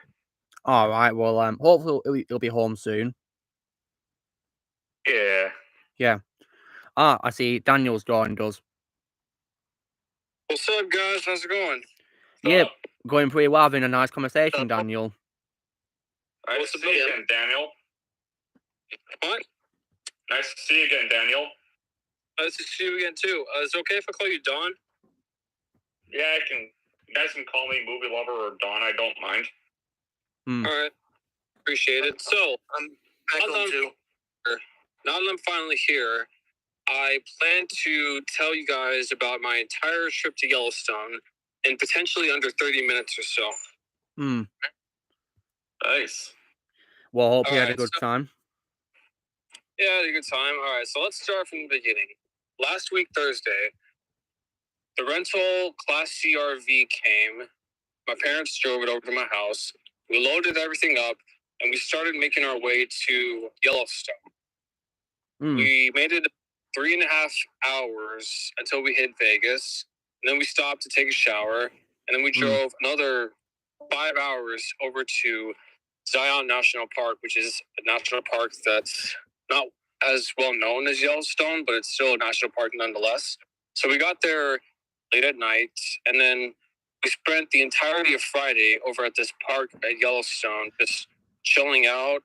And there were some people from other countries there as well, so it was nice to hear that. I was in the pool a lot, and we just stayed there because it was going to be a long way to Yellowstone from there. So then, bright and early Sunday morning, loaded everything up, and we took an entire 10-hour drive all the way to Yellowstone. Wow. And right around this time last week was the last Q&A live stream that Luke did. And so I was there for a few minutes when I had cell reception. You know, for the most part, it was nice to see nature the way that it is over in the United States, for the most part. And we got there at around 7 o'clock p.m. at the camp we were staying at. And then we unloaded some of our things, went to bed. And then it was Sunday morning when we decided to explore the camp a little bit more. As it would turn out, some people there were actually like from Zion, from outside the United States. Some people were from Germany. Some people were from Mexico. Some people were from Canada. What surprised me the most was that some people were actually from, what's that country called? Chile. It's in South America. Yeah, Chile. Chile. Yeah. There were some people from Chile, which was kind of cool to see. That's cool. So we rode our bikes around the camping ground. We spotted a restaurant. We spotted a store. We spotted a lounge. And then we found a place where we could take showers and everything, do the laundry, do our dishes and everything. It was a nice way to chill out after spending 10 hours on the road. And 10 then the hours. next day... 10 hours, was it? What did you say? Was it 10 hours? Yeah, 10-hour drive on Saturday last week. Wow, that's a lot of hours. I mean, Connor here in the comments says he's been on a trip for 7 hours. I can't stay in a car no longer than 2 hours. Me neither. Or else, yeah, I'm not gonna explain it. Yeah, I'm not gonna explain either. I mean, it's okay if you get car sick. I understand. No, it's not that I don't get car. It's not that I don't get car sick. It's something else, but I don't want to explain it. Yeah. All right, no worries. So then, after we spent the Sunday exploring the campsite, we went to Old Faithful, the geyser area, 30 minutes from our location. Hello? And when we got there, you were saying? Oh. It's all right. So what's going on? I didn't say anything. I didn't say anything either. Yeah. Sorry. Wait, my bad. So we got to Old Faithful, and for the most part, it was actually very beautiful with all of the geysers that were spread across this 5-acre land, all the hot water, tourists from both national and international countries. Pretty packed for a Monday. It was a lot of fun, to be completely honest. And so we got on the tour bus, and we spent got on the tour bus and spent the next 3.5 hours on this bus that was open windowed. It was actually kind of small, even though there was about 50 people on there. And we just went around Old Faithful and just toured the geysers and everything. There was actually a place where, this is kind of funny in retrospect, but the people of Old Faithful do not like it when tourists from both the U.S. and international countries, anytime they bring up the movie 2012, the people of Old Faithful do not like it. So what they do is they have this little jar that says tip money 2012, which means is if any of the visitors meant 2012, you had to tip them in a tip jar as a result for saying the movie 2012, referencing it. Yeah, because those you don't know, if any guys are not familiar with 2012, the reason why the people or hate Yellowstone being mentioned in 2012 is because in 2012 Yellowstone blows up into a giant volcano. So basically, it's kind of like a swear jar, where every time you swear, you have to pay. Kind of like that, yeah. Only this time it's where if I mentioned the movie 2012. Yeah, pretty much. I've never had to deal with a swear jar. Honestly, guys, if I had a swear jar at my house, I'd probably end up paying £1,000 a week. I would have lost all my money. I wouldn't lose it. Yeah. I think I would have lost. Because basically at home, I mean, you guys already know after the streams, I swear way too much. Yeah, me too. I mean, I don't swear on YouTube, I don't but yeah. swear at all. I swear like a sailor, basically. But I don't go too far into swearing, though. Actually, as a matter of fact, I, as a lifestyle choice, don't swear at all. It's actually one of the requirements I have on my casting call page for if people want to hire me, because I have a section where it says my rules for voice acting. One of them is I won't do anything pornographic, and I won't do anything where I have to curse. I don't have a problem with other characters in the project cursing, just as long as I don't have to curse. That's If nice. I had a swear jar, it would be completely empty. That's nice. Yeah. So yeah, the trip was over. We got off, went to this really old-looking building that, as it turns out, was built in 1876, and has since then expanded and branched out to a bunch of cabins, a little bit of museum and everything. And we had lunch, and then we decided to take another trip. This one was a lot more serious because we actually learned information that I would like to share with you guys, in particular because for Luke, movie lover, you guys might have to take extra protection with you in case you go over to Yellowstone and have a bald head and everything. So what I mean by that is we went to a place that had very hot geysers, and we were allowed to get off the bus and take pictures and everything. But the ways this specific geyser works is if you have a bald head and you decide to get some steam on this hot, steamy water that comes out of the geyser and gets onto your head, you're more than likely going to get some sort of injury than people like me and other people who have about more than 2.5 inches of hair.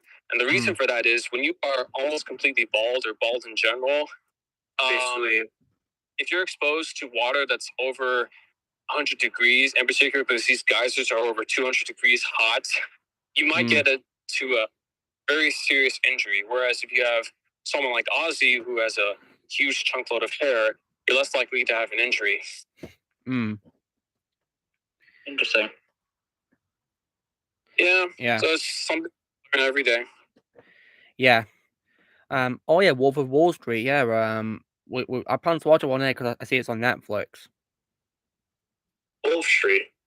Yeah, Wolf of Wall Street with Leo DiCaprio in that movie. Oh, that movie's great. That movie's great. Yeah, I plan to watch it, see what I think of it. I actually found out an interesting, spoiler-free fact about that movie. Yeah, what about it, Patrick? I found out through watching The Corridor Crew that movie has surprisingly a lot more CGI in it than you'd think there is. When you say a lot of CGI, Patrick, would you say it's more than the CGI in the Star Wars prequels?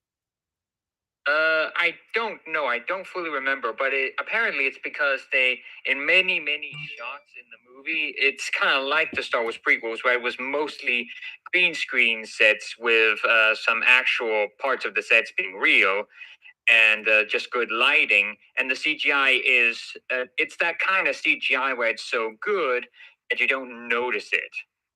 Yeah, I mean, in my opinion, guys, the best CGI, in my opinion, is a CGI that you didn't even know was CGI at first.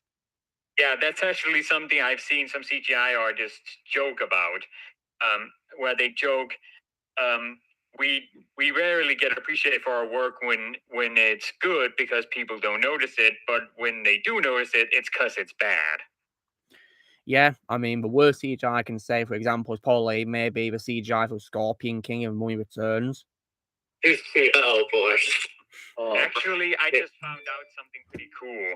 Yeah, what about it, Patrick? Because they actually spoke about that in the latest video from Corridor Crew, where I actually found out that the guy who did the supervising for the CGI in that movie with the Scorpion King, he also went on to do the CGI for Davy Jones in Pirates of the Caribbean. Really? Oh, wow. Talk about going from crap CGI to incredible CGI. Yeah, I know, because like Davy Jones is from 2006. Like, goodness me, and his CGI is out of this world.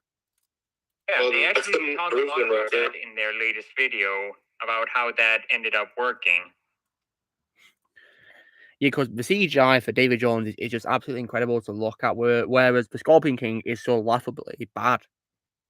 Yeah, they talked about it in the video, and apparently one of the main reasons why CGI for the Scorpion King was so bad was because One, they didn't really have the good enough technology to make it look that convincing when it's close-ups. Two, they didn't have that much reference for Dwayne Johnson because they only had him for 3 days to shoot him with because of how busy he was with his wrestling career. So basically, those two were the major reasons why it looked so bad in with the Scorpion King, and one of the main reasons why it looked so much better when they did Davy Jones was because they weren't going for a completely realistic human face with Davy Jones. They were basically doing a hybrid of a squid and a man, which made it much easier to make it look realistic because they weren't going for a full realistic human face there. Yeah. Doc Ock's arm in That answers a lot of questions. Doc Ock's arm in Spider-Man 2 was kind of like CGI. Yeah, you're right, Connor, because most of the time it was actually model arms, whereas in some cases it was CGI. For example, there was stunts that Doc Ock does. But let me tell you this, guys, right? Probably one of the best examples of CGI in Spider-Man 2, my favorite movie of all time. Connor, listen to this, right? You know the final shot of Doc Ock drowning at the end of Spider-Man 2, where he's drowning and like sinking into the river, Connor, if you're watching. Let me just wait for Connor to respond, guys, because I'll tell him this directly. For Willem Dafoe's portrayal of Green Goblin is dark, Nathaniel, one of the greatest villains of all time. Well, Connor, that shot of Doc Ock drowning is completely CGI. That's not even Alfred. It's fully CGI. I didn't even know that till now. Yeah.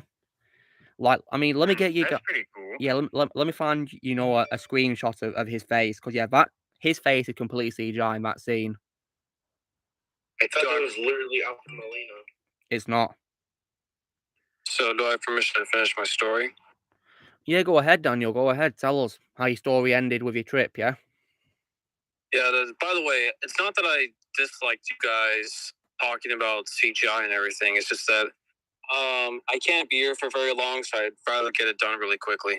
Yeah, do you? Tell us what you got to say, Daniel, yeah. All right, so like I was saying, after I learned about the whole baldness and everything, how it's much better to have a big stignit of hair over at the guys area, we went home and I made some custom-made hamburgers out of alligator meat, essentially, because there was some alligator over there. So I decided, you know what? I better make some alligator burgers. And it was pretty good. I don't recommend it if you are, you know, an alligator purist and everything, but otherwise it was pretty good. So then the next day, we met up with some family friends who were out there vacationing with us. Took about an hour drive to Jenny's Lake. Jenny's Lake is, well, you know, a big lake that happens to be named after Jenny, but like Yellowstone, even though it's not part of Yellowstone, it also attracts international people. Now, for those of you who've been paying attention on Discord, I actually posted some photos about this tip jar that they had, where they had all 50 of the United States of America, but they also had a tip jar for some international countries. And I was kind of disappointed that, because I know some people here are from Norway and the Czech Republic, I was disappointed that they didn't get a tip jar, whereas, let me see if I can find the photo. All right, so if I am remembering this correctly, so yeah, the District of Columbia, Canada, China, France, Germany, India, Japan, Mexico, United Kingdom, and South Korea, they all got tip jars. And even better, you can actually donate money from your country. It doesn't have to be just American money. But like I said before, it kind of disappointed me that Norway and the Czech Republic, as well as a couple other countries, didn't get tip jars. But then again, that's just a tiny nitpick. So then after that, we finally reached the lake, and it was a pain to find parking because the RV was kind of big and couldn't fit in regular parking. So it took about 20 minutes of waiting until we could find a parking spot. So after we went to the parking spot, we got on a boat, took about a 10-minute trip across this beautiful lake, and we got to a port on the other side of the lake where we can take a trip to see this beautiful waterfall. As a matter of fact, let me see if I can post a waterfall in the no mic chat for you guys to see. So after about 15 minutes of hiking, because it wasn't that big of a hike, if I'm being completely honest. We reached the waterfall, and it was pretty good. Also, if I could offer you guys some survival, if you like to get yourself some clean water, because normally lake water isn't very sanitary. It's not. If you would like water from a lake, but if you have to get water from a lake, let me take it back. So if you have to get water from a lake, I would recommend going to a place where the water is turning, and it's turning white instead of just regular blue, because that spot is the least bacteria infested water out of the whole entire place. So let me go ahead and upload that. So that's me over at the river and the entire waterfall. Pretty amazing place. All the places where very beautiful. All of the places where it has white water, like I said before, it's the least infested bacteria water that there is. So therefore, you could take a water bottle and just put it in the little spot right there, drink it.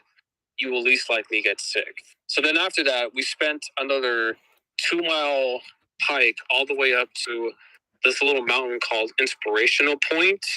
It's actually, if I recall, 7,200 feet above sea level. Okay, found it. Let me go ahead and upload it onto the No Mic chat. So 7,200 feet above sea level is pretty high if you're not able to train yourself to be able to breathe thin air, because when you're up that high, the air is pretty thinner, and therefore it's going to become a little bit harder to breathe. But other than that, it was still a pretty nice view. So then after we went to Inspirational Point, we got down, sailed all the way back to the beginning of Jenny's Lake, and we said goodbye to our family friends, and then we just went back to our campsite. And then the next day was an 11-hour drive all the way 11 from hours. Wow. Lake. Yeah, 11-hour drive all the way from Jenny's Lake to Salt Lake City, Utah. And it was kind of worth it because I could finally visit the filming locations for Independence Day, the High School Musical trilogy, and The Sandlot, which was pretty nice. Oh, yeah, Movie Lover's favorite baseball movie right there, isn't it, Movie Lover? Yes. I plan to watch, those films one day, Movie Lover, for like a franchise ranking. So yeah, after we got to Salt Lake City, we had dinner, visited a bookshop, bought a completely new Percy Jackson book set since our old bookshop was completely destroyed, and we stayed at a motel. And so after that, we then took our final stretch all the way back to home, and it only took about 8 hours, so significantly less than the previous day, but nonetheless, it was still a long car ride nonetheless. Before we made it home, we decided to stop by Las Vegas for not necessarily a supermarket, because supermarkets are filled with groceries and everything. This one was more of a, I don't know how to put this, but this market that we went to that was in a strip mall in downtown Vegas, downtown Vegas, was filled with an accessory of not just food, but also materials, cars, almost everything you can imagine from a swap meet. It was all there at our display. And it was kind of windy at over 100 degrees Fahrenheit with the sun beaming below our faces and everything. So we spent a good 45 minutes just shopping this place over down by downtown Vegas. There was this nice car that I wanted to get that was actually licensed from Florida, if I remember correctly. So Florida represents Aussie. Yeah. And then after we did the whole thing in Vegas, we then took our final stretch of about a 3-hour drive back home, and got home at around 11 o'clock at night. So yes, starting from last week Thursday all the way to Friday was my entire trip to Yellowstone. And you had a good time then, Daniel? Yeah, I had a good time. Visited the lakes. And oh wait, I almost forgot. Okay, so before I must leave here, I forgot to mention to you guys about my cave trip. The cave trip I took when I was at Zion. Oh wow, cave trip. Yeah, so we rode our bikes over to this place that You couldn't bring any food. You couldn't bring any drinks. You couldn't bring any hiking sticks. We drove our bikes all the way down to this place where tourists could go inside and explore this cave that was founded by people back in the 1930s and has since been renovated into a place for tourists. And once again, kind of going back to people that have near bald heads or completely bald heads, when you're in a cave that has huge rock formations that are very pointing and sticking out, then you might want to be extra careful because, you could get a very serious head injury. Yeah. And we're down there for about, I think maybe 2 hours because it was a very deep cave. And at some points, I'm not claustrophobic, but respect to anyone who does have claustrophobia and was willing to go down there, because in some places it was really tight and we had to get down on our knees. But for the most part, we visited this cave that had this huge lake inside that was about 10 feet deep. And it was the one place where we could go on this really nice swim because it was about 30 feet long, essentially. So kind of made for an interesting experience of a swimming pool. And then afterwards, we explored some more. We actually visited a place where 2 people got married. Did you hear what I just said? People actually came into a cave, trekked about 3 miles into this cave just to get married. Well, congratulations to them. And, well done to them for having the guts to go into a cave of all places to get married. Yeah, that was a very exciting story to learn. Definitely. So anyway, that's your story, Daniel. Yep, that's my entire story of my trip to Yellowstone National Park.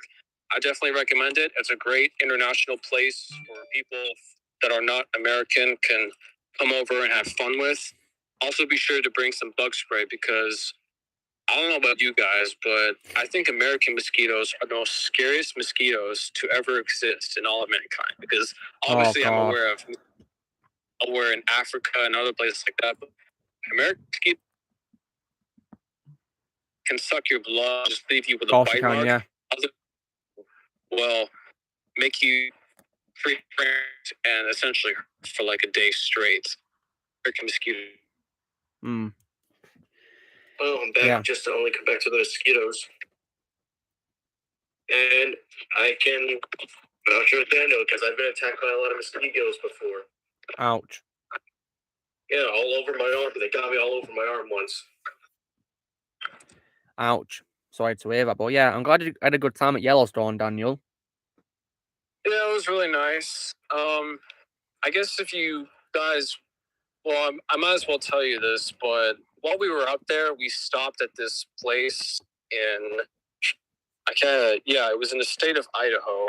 They had this movie theater that had 4 auditoriums. One of them was playing Thor, one of them was playing Elvis, one of them was playing The Goonies, and one of them was playing, what's that new movie? Came out last month. I think Movie Lover reviewed it. The Black Phone. Yes. There was this little movie theater passed by, and as it would turn out, that is the oldest movie theater in the state of Idaho. So that was kind of a fun tourist attraction to drive by. Hey, do you guys want to see Ferris Bueller's house? Yeah, sure. If it's, have you got thoughts of it, Daniel? No, actually. So if you guys don't know, Ferris Bueller's Day Off is an American Hollywood movie that's set in Chicago. But what most people don't realize is that Ferris Bueller's house isn't in Chicago. Hey, Dollar. It's in Long Island, where I live, and it's literally a quarter mile from where I'm currently at right now. Well, that's cool. Yeah, let me hop off Discord for a little bit, and when I get back, I'll turn my camera on so I can show you guys Ferris Bueller's house, okay? Cool. All right. All right, I'll be right back. All right, see you in a bit. Let's see some comments here. Dark Prime says, Weird Al Yankovic said it best about Green Goblin. He's wearing that dumb Power Rangers mask, but he's scared without it on. Oh, yeah, that reminds me of something, yeah.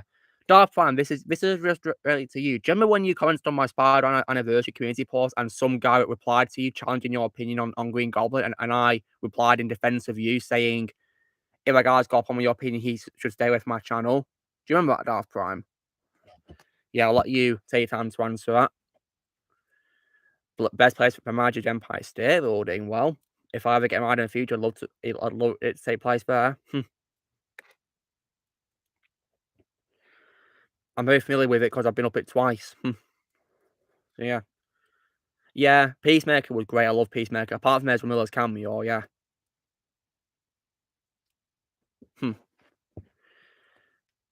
Multiversus game? Yeah, it looks interesting, doesn't it? Yeah. Hopefully it'll be good. So. Multiverse game, the Warner Brothers one? It's one which features, like DC and, and Scooby-Doo and things like that as well. Warner Bros. Property, I think it is, yeah. I think that's Warner Brothers' version of Smash Brothers. Looks like it, yeah. I'm mostly familiar with it because the Iron Giant appeared in it. Iron Giant, yeah. Yeah, but Game of Thrones is in there as well, but even though that's HBO, isn't it? Don't ask me about the MCU, I'm retired from it.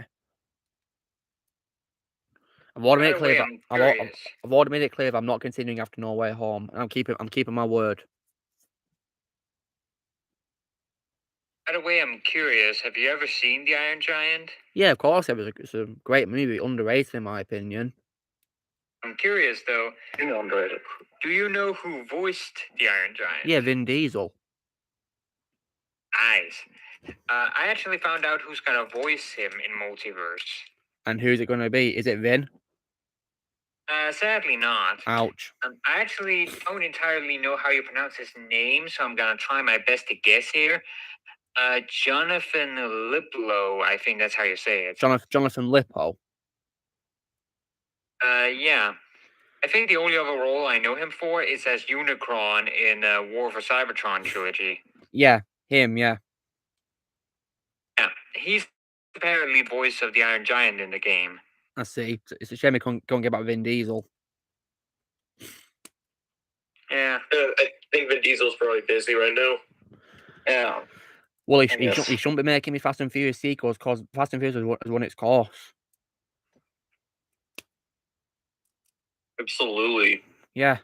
Like, that franchise can just go die now. But it should have ended it with a 7th movie.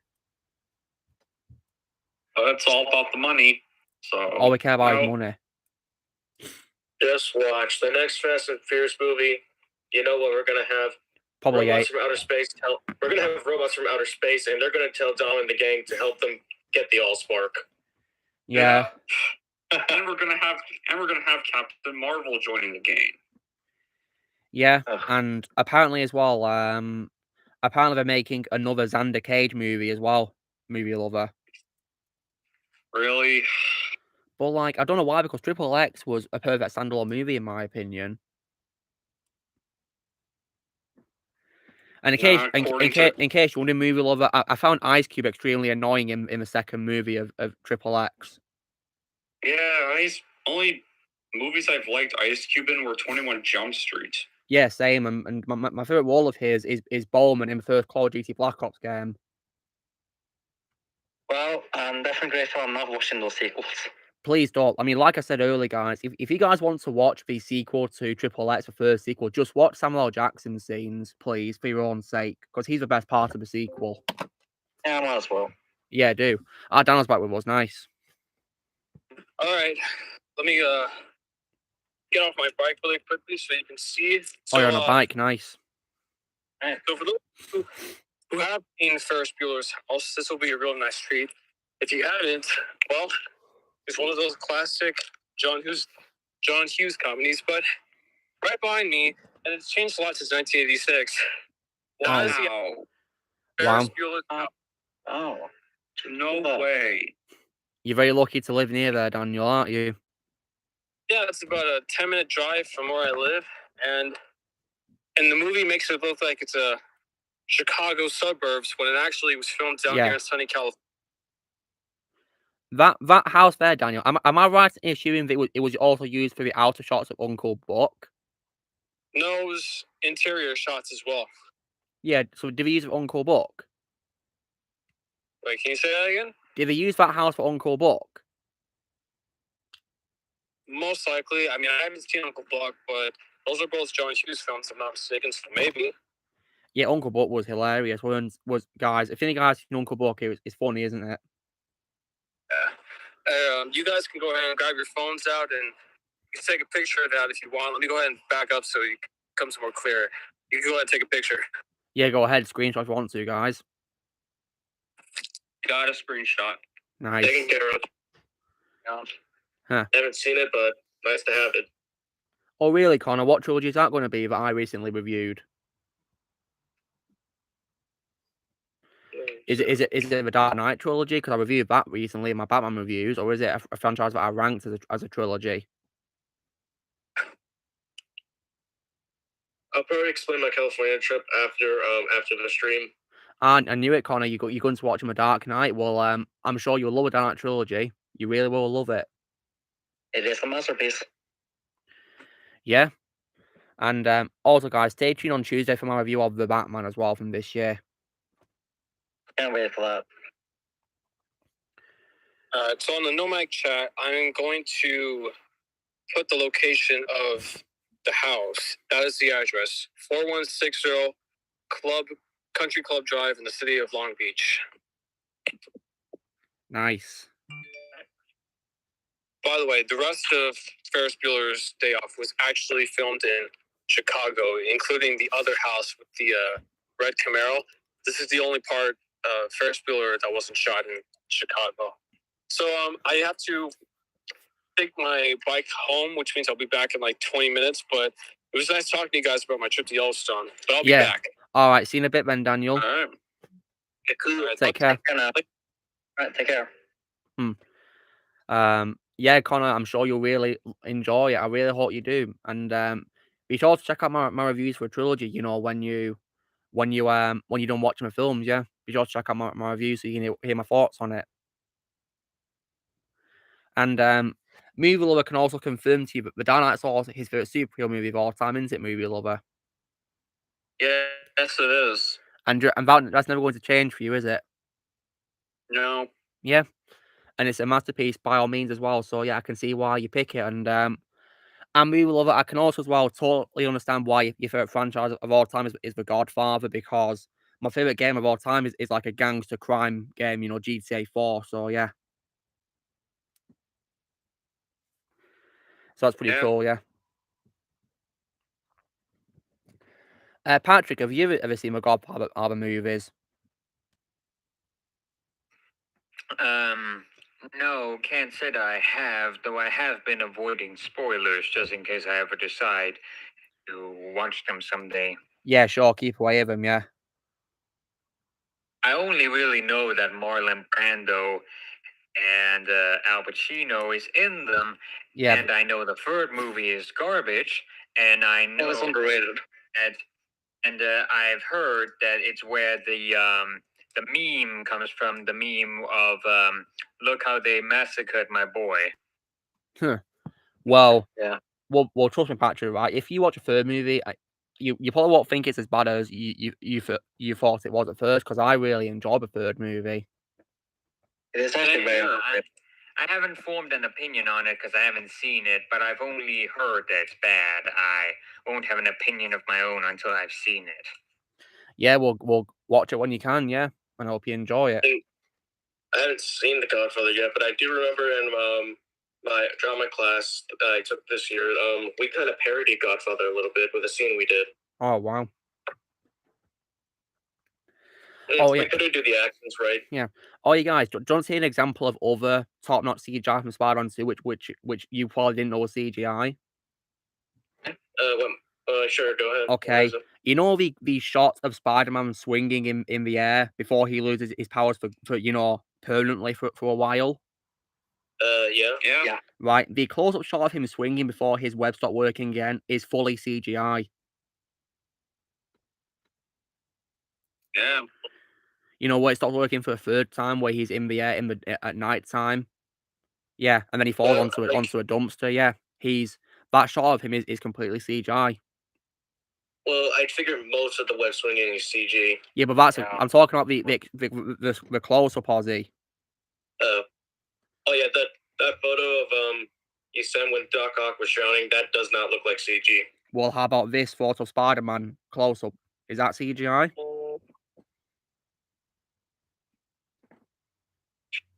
Nope, still doesn't look like CG. Well, it is. Wow. Yeah, that close up of him swinging was completely CGI. Once again, the best sort of CGI is the one where you don't notice. Exactly. Yeah. Yeah. What else is an example of which is CGI where you didn't know it was CGI? Let me think. Ooh, I have an example. Go on, Patrick. Tell us. I actually found out that there are actually several shots in the Michael Bay Transformers movies where some of the vehicles were completely CGI, despite the fact that they looked completely photoreal. Oh yeah, which vehicles were CGI? Oh, I remember finding out that there was this one shot in the fourth movie where, like, Optimus is like the dirty old truck at the beginning of the movie. That there are some shots where he transforms, but the final shot of the truck that he is transformed into is still completely CGI. It's not a case where, like, have a shot of the actual vehicle they transform into and they just change it. No, the truck itself was also completely CGI, and like that blew my mind because it looked completely real. Yeah, that's how good CGI is, and also, guys, when it comes to Iron Man 3, you know the ending of a movie where Tony is like by that lake. Yeah. And we have his narration, right? In that scene, guys, Tony was completely CGI. That wasn't even Robert Downey Jr. at all. It was CGI Tony. Yeah, I think I'm actually aware of that. And the reason why is because he was injured, so he couldn't shoot the scene. So that's why Tony was completely CGI in the final scene of Iron Man 3. So yeah, I didn't know that. So the Tony Stark you see is a stand-in. Yeah, it's a stand-in, but of course he's got Robert's face CGI'd onto him. Didn't you say for Fury 7, Brian O'Connor was CG with Paul Walker's brother? Yeah, he is. It's his brother playing as a double, but Paul Walker's face is CGI'd onto him for scenes which Paul didn't complete. Yeah. I mean, guys. Yeah, I remember hearing about that. Let me find you guys a picture of CGI Paul Walker from Furious 7. Okay, hold on. I'm going to post it on my chat for you guys. Well, actually, that reminds me. I also once found out through Corridor Crew that there are some shots in the movie Logan where they also, for some of the action scenes, had a stuntman in, and they used CGI to create a CGI face for Hugh Jackman to put onto the stunt performers. Yeah, it's in one of the car chase scenes. Like you can know it's in the scene where the cars like collide with Logan's car. Yeah, that's when Hugh Jackman was CGI in that scene. Yeah. Okay, guys, I'm gonna post a picture of Paul Walker from Furious 7. CGI into my chat, and yeah, this is CGI. Aren't most stunt doubles have CG to the actors on their faces? Usually, yeah. I mean, guys, look at Paul Walker there in my chat. That's CGI. It's pretty impressive. Yeah. Yeah, I mean, guys, would you believe that's CGI if you didn't know about about CGI in Furious 7? Yeah, that is CGI. No way in hell. Yeah. I wouldn't believe it if I didn't know what happened to Paul Walker. Yeah. Yeah, it's so real. Yeah, movie lover. Yeah. When you saw Furious 7 for the first time, did you notice Paul Walker was CGI, or did you think it was actually him?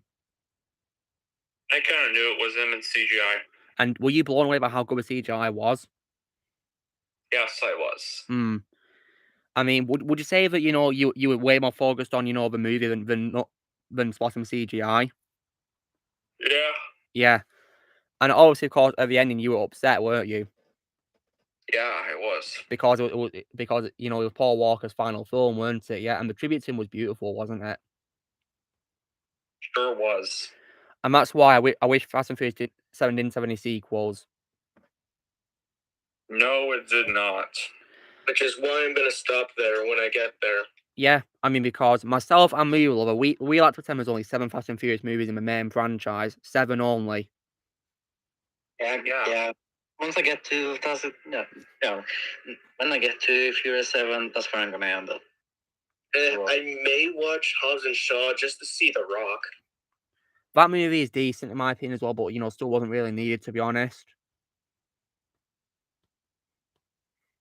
I'll still watch it before Furious 7, though. I mean, I think it's a take place after Furious 7, Ozzy.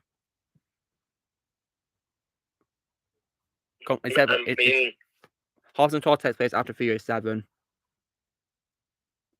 Like, do they mention like any connections from the previous movies? Well, the characters, from previous movies come back in this movie, so you could say that is one, yeah. Like because Jason Statham's character's back, and so is of course The Rock. So yeah, and yeah, and in my opinion, it's probably the best out of what comes after Furious 7. I'm fully aware that Idris Elba's in the movie. He is as the villain, yeah. And how's he in that role? It's one of his best roles in my opinion. And also, I'm aware that Owen Shaw or Luke Evans does not return. No, he doesn't, because if you've seen, you'll know why if you watch Fast and Furious 6 and 7. So, yeah, because I'm still waiting for the 4th movie to come on streaming.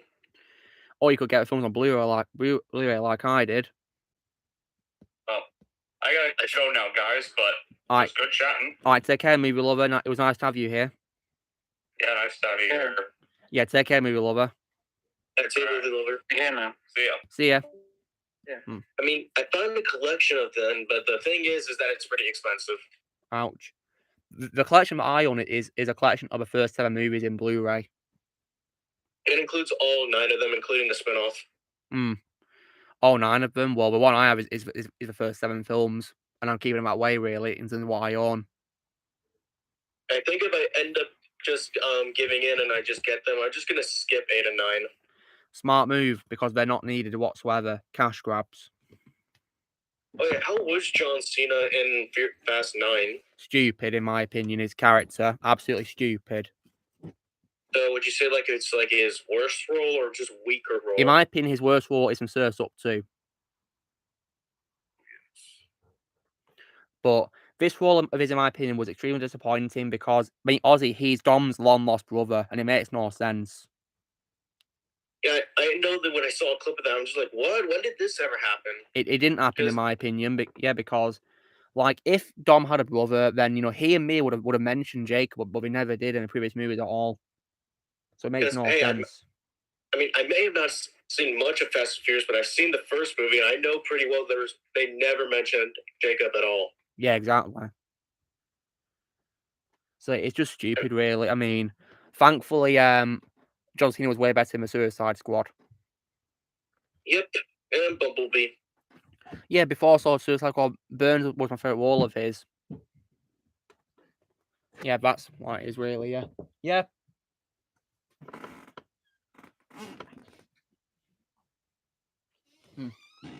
So...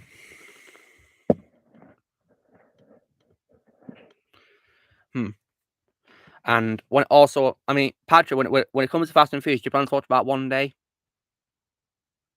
Maybe. I don't really know. Have you had a chance to watch anything with your dad recently? Not recently, but we have made plans to visit him again as he's done moving into his new house. So it's gonna be on Wednesday that I'll be visiting him if plans go accordingly. I don't actually remember what James Bond movie we were at now. Oh, wow. Well, you best try and refresh your memory, aren't you? So you can decide what to watch next, eh? I think definitely saw Goldfinger. We definitely saw that one. My favorite James Bond movie. What's the next one after that? Thunderball for 1965. Alright, that one I definitely saw too. What's the next one? Are you watching the canon films, Patrick? Just canon only? Yeah, basically. Well, the next one is from 1967, which I believe is You Only Live Twice, I think it is. Yeah, then I think it's that one we're gonna watch on Wednesday. I think that's the one we're at now. Yeah, it's a pretty good movie in my opinion. Slightly more entertaining than Thunderball in my opinion. Yeah, if I remember correctly, I think Thunderball was my favorite one so far. So I'm excited to see if I like this one more. I think you might. We'll see. Oh yeah, Dark Prime, you're back. Well, I thought I'd let you know, Dark Prime. That guy who replied to you, see you, Nathaniel. Right, you know that guy who challenged your opinion on Green Goblin in Spider-Man 2000, and I jumped in to defend you. Well, he commented a pretty mean comment on my video on why Toy Story 3 didn't need a sequel, Dark Prime, because he very rudely commented saying, you know, WTF is my problem. Oh yeah, I remember when you showed that to us. Yeah. Yeah, and then he said that apparently Toy Story 4 is a masterpiece and it won a damn Oscar. So that really pissed me off. Yeah, that really got me extremely pissed off. Yeah. Like, first of all, by saying WTF is my problem, that was extremely rude and disrespectful, and then saying that apparently Toy Story 4 is a masterpiece, like first of all, you've got a right to your own opinion, but if you're going to go around saying it's a fact that it's a masterpiece and you challenge my opinion, then you can do yourself a favor and go F yourself. Because you can't. Exactly what Logan said. Yeah, you can't change my opinion on a movie at all, like that. And also, just because a movie wins an Oscar doesn't mean it's good. Like, for example, like, didn't Titanic win an Oscar? I think it did. Yeah, well, I think it's overrated as hell. I don't even like the movie that much. I'm not a fan of it. What about Avatar from 2000? James Cameron's Avatar. Yeah, I think it's overrated too. Did that win an Oscar as well? I don't know. Like, I don't even know why TS4 won an Oscar. I mean, because didn't How to Train Your Dragon 3 come out that same year? That one deserved one. Yeah, that deserved it, not TS4. So yeah, so in case you're wondering, Dark, I blocked that arsehole. So yeah, don't worry, he's blocked. I don't even like Toy Story 4 anymore. Me neither. High five, Ozzy. Yeah, upon rewatching it, I pointed out a lot of problems that made me hate it. Yeah, I don't like either. I don't even own it. In case you guys wondering about, you know, Pixar, my Pixar pile only has room for one more film left. And guys, I'm hoping that movie's going to be Coco. Because I plan to watch Coco via streaming, guys, pretty soon. Because, you know, I've rented it on Sky to watch, so I'm going to give it a watch. And you know, if I love a movie, guys, I'm going to get it on Blu-ray. It's my Pixar pile. Yeah. Anyways, speaking of spy movies, I finally saw the first 3 Mission Impossible movies. Oh yeah, I've been meaning to ask you, what's your opinion on Mission Impossible 2? Yeah, I can understand why you guys hate it, but I just thought it was all right. Yeah, it's just all right. That's all it is. Yeah, no near as great as the you know, you know, the other movies, in my opinion. Yeah, and I posted in the chat that my favorite from the first 3 is the 3rd movie. Yeah, Dark Prime. Yeah. If anyone's going to attack people for their opinion, I'm always going to jump into to defend who's being attacked, because, you know, you've got right to your own opinion, and I'm not going to let anyone challenge you like that. Yeah, when it comes to Mission Impossible 2, I think that movie is dreadful. Yeah. But guys, in terms of the spy genre, I'd rather watch that over the non-canon James Bond movies. Or Cars 2. Cars 2, that's a spy movie too, which is shocking, isn't it? Yeah, screw that movie. That movie's so awful. It's a dumpster fire. Anyways, next I'm going to be watching the 3 I watched in theaters, and yeah, it's been a very long time. The last time I saw Ghost Protocol was 11 years ago. Well, I hope you enjoy your rewatch of it. Yep, it's been a long time, and I'm actually looking forward to watching these 3 again. Yeah. Oh, Daniel's back with us. Nice. So, what have I missed? What's going on? Well, Daniel, I was talking about how, you know, I defend people for, you know, people's opinions. Alexander's joined us. Hello, what has been going on during my absence? Well, we just had a nice chat, Alexander. How's your holiday been? Went fantastic. I was in Miami for 10 days. Amazing. Well, in Florida in general, not just in Miami, but generally in Miami. And now I'm currently in Bulgaria. Just arrived earlier today. So, yeah. That's amazing. Yeah, so you're in Bulgaria now, are you? Uh-huh. Amazing, yeah. So, yeah, Bulgaria looks like a lovely country to stay in, doesn't it? Yes, it does. Yeah. Yeah. Oh. I'm back in Florida right now. Ah, nice. Yeah. So, Alexander, when you came on, we were talking about, you know, how we should always respect opinions. Yeah. And you know how I'll also admit, guys, I'm also a prequel trilogy defender as well. Oh, same here. I'm And also, guys, do you want to know why I've not got a problem with CGI in prequels, like a lot of people unfortunately do have a problem with? I've not got a problem with CGI because, right, an example of a franchise I've noticed which has lots of CGI, and I mean lots, is the MCU. And no one seems to complain about that. Yeah, the MCU has way too much. Yeah, the MCU. That doesn't make sense. That's too much. And also, guys, I'll also as well say this, right? Just because the prequels use CGI doesn't mean they're bad movies. No, they're not. You need to have a better reason for a movie being bad. You can't just say because it has bad CGI. That's one of the reasons why you need to. And in my opinion, CGI is not bad at all. I think it's brilliant for the 2000s decade. Absolutely, it is. Like for example, remember how it gave Mortal Kombat 9 out of 10. Yeah, nice. I think you mentioned that, didn't you, Ozzy? Yeah, the reason why it keeps away from perfect 10 is because the CG didn't age well, but that doesn't make me hate the movie. Yeah, exactly. I mean, 9 out of 10 is a great score, of course, yeah. So it's mostly the CG and that's it. Yeah. I mean, when it comes to prequel CGI, guys, wasn't it by Industrial Light and Light, whatever it's called? And Magic, yes. Well, that's the company that's been doing the effects ever since the original trilogy. George Lucas founded it when he was doing it. Yeah, exactly. And it's been doing effects for many, many movies, not just Lucasfilm, ever since. Yeah, I love that company very much for what they've done. Yeah, I mean, they did Pirates of the Caribbean, you know, all of these Men in Black, all of these loved movies, and the prequels are just among the list of the ones they did. And I mean, many of the people who did the CGI for the prequels, what some people tend to forget, are the exact same people who did the practical things for the original trilogy. It's the same people working there. It's just that the technology has developed. Yeah. And when it comes to prequel CGI, guys, I mean, in my opinion, Yoda CGI's aged beautifully. I will say that. I agree with that. Yeah. Yeah, yeah, he looks amazing to this day as well. And I'm one of those people who prefers Yoda as CGI, not as a puppet, because by being CGI, it allows him to do more stunts and stuff like that, which puppets can't really do, can they? Yeah, it made sense for the original trilogy.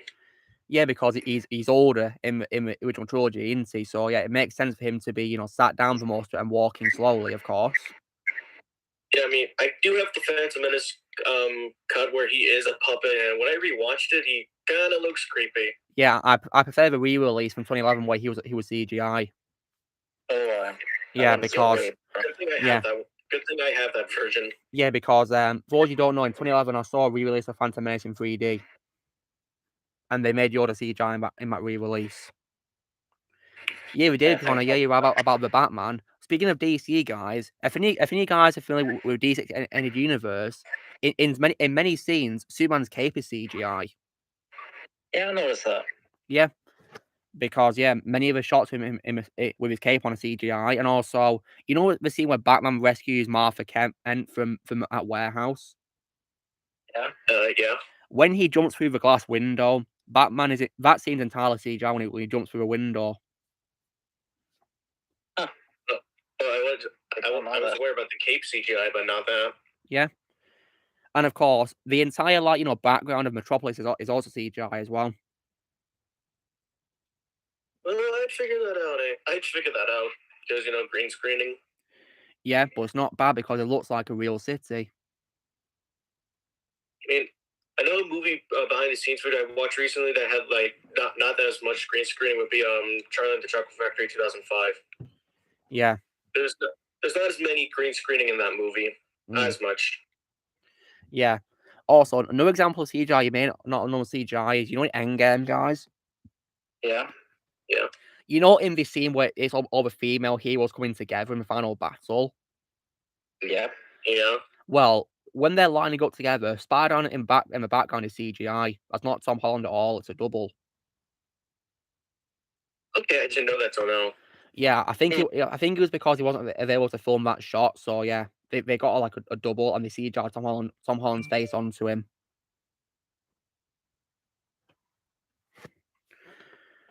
And also as well, guys, the quantum suits are also CGI as well. Yeah, they pretty much look CGI, so I pretty much figured it out from the start. But still really good CGI. Well, I thought they were actual, so I didn't think it was CG. And plus, in the opening of Endgame, guys, Captain Marvel's hair is CGI. Well, that's kind of weird to CG. I don't know what I'm saying nowadays. Yeah, but why that CGI that? Yeah, I've watched a breakdown of the effects of Endgame, guys, and yeah, it confirmed that her hair's CGI in the opening. Hey guys, I just found like cool. What's cool, Daniel? I just saw this on Twitter, and even though I'm not the biggest fan of this movie, it's nice to know that this thing exists. Yeah, what is it? Yeah. It's in the no mic chat. Oh, it's the Kingdom of the Crystal Skull. Oh, yeah. Oh, wow, the Crystal Skull. Oh, I saw that at Disney. Oh, wow. It's nice to see that. It's a pretty good prop. Looks very realistic, too. Yeah, it does. Yeah, when I went to the Adventureland shop, I saw that. Yeah, even though it's an unnecessary movie, it looks pretty nice to see the skull there. Yeah, I also saw the Holy Grail along with the stones from Temple of Doom. Oh, wow. You chose wisely to visit it, Ozzy. Yeah, and after the stream, I will be showing some stuff I got at Disney. Nice. Hey, by the way, let me turn my light off. Yeah, what's up, Patrick? I completely forgot to say this earlier. Hi, Alex. He's on mute. All right. Not sure if he'll pull up. Hello, yes. Yes, hello, yes. Hello, that's Patrick, yes. That scared me. Hope your vacation's going well. He's back in Bulgaria now, yeah. Yes, it's going well. I appreciate you saying. Yeah, your second home, Alexander, of course, isn't it, Bulgaria? So yeah. But it's nice to see you've come home safe, Alexander. Thank you. Yeah. And by the way, Alex, I think Monty is on vacation right now, so if you want to hire him for something, there might be a chance you have to wait. Well, no, he was on vacation, but he's back now. We are in contact right now. No, he came back from his vacation, I believe, from what he told me. Yes. All right. Is he busy right now? I think he is busy, but he did say he'd record some Dooku Lands for me, so he might have some spare time. I don't know. All right. Just please let him know I also got a job for him for when he has time, but also tell him he doesn't need to rush. I will let him know when I do speak to him. No problem. Thank you. Yeah, Connor, I plan to watch Maverick one day, see what I think about the movie. Hopefully I'll enjoy it. You will. Yeah. You will enjoy it. I hope so. Yeah, I enjoyed the first movie, so let's see what I think of the sequel when that comes down to streaming. Now, okay. I said this before, it perfectly ends the Top Gun franchise. Nice. So, okay, Daniel, this is a question that's directed toward you. Yeah, go ahead. Have you ever seen Sean Connery's last ever live-action movie that he did, League of Extraordinary Gentlemen? And what's your opinion on it? Because I didn't really like it. I didn't like it either, because as someone who didn't read the source material beforehand, I knew just from the opening 30 minutes that this movie was not going to be good, and then as it progressed, it just got worse and worse and worse. Guys, I'm going to be multitasking and doing a few things at once, and I'm going to be hopping around. So if you have something to say, I might be on mute. If you want to direct a question to me or something like that, could you ping me in the no mic chat or something like that? Of course, yeah, we'll do it. No worries. Okay. No worries. Yeah, Daniel, it was pretty bad. And it's also a big shame that it's Sean Connery's last ever live-action film before he retired. And he also did that movie instead of doing Lord of the Rings and The Matrix. Yeah. I believe he nearly played the architect, but he turned that role down, didn't he? Yeah. Yeah. Hey, Sean Connery is actually the only thing good about that movie, in my opinion. Yeah, he is, in my opinion. He's the reason why I watched it, because it was on Prime, so I thought I'd give it a watch. I wouldn't be surprised if that movie was the reason why he finally decided to retire. Yeah, I believe it was like a bad production with, I believe, yeah. Yeah, and it's also horrible CGI. Yeah. I think I can find Joe Blow's WTF happened to that movie, and I'll put it in the No Mic chat. Yeah, no worries. Yeah, sure about what show was it? And plus, guys, however, despite that being his last live-action film, that's actually not his final ever movie, because his final film is actually an animated film in 2012, which he came out with retirement for, which is called Sir Billy. Oh, Christ. Have you seen it, Patrick? No, but I remember there's this YouTuber I follow called Saberspark who does like stuff where he talks about cartoon and animated material and stuff. And he talked about this movie in a video a while back. And Christ almighty, like the sound design for that movie, the voice acting, the animation, it was bad enough that even now I still remember his video on that movie. Yeah, Christ. it is bad, isn't it, Patrick? Yeah. Yeah. I will say that, in my opinion, Sean was probably the only best thing about that movie, to be honest. I mean, he's the only reason why I watched Sir Billy. And you guys may not be familiar with it as much because it was only made in Scotland. It's a Scottish movie, so you probably aren't going to be familiar with it unless it got released internationally or not. But it is really bad and a disappointing way to end Sean's career. And also, guys, the last line he ever said in that movie was, and his career is, "The things I do for Scotland." That's his last ever line he said in his career. Wow. So, like, I'm thinking, why? Just why?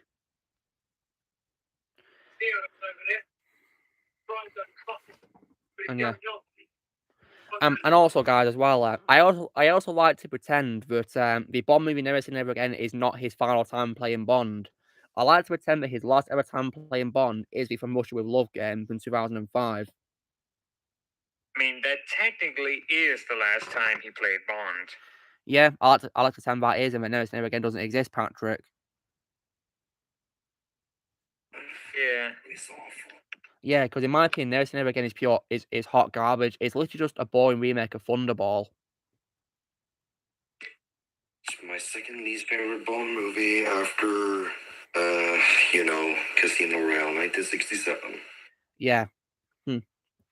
Yeah, Casino Royale 1967 is an absolute joke to a franchise, guys. A big disgrace. Because it turns James Bond into a comedy, which doesn't work at all. Like, guys, if you guys want to watch a James Bond parody, which is way better than Casino Royale, please watch Austin Powers. Way ahead of you. I've already seen them.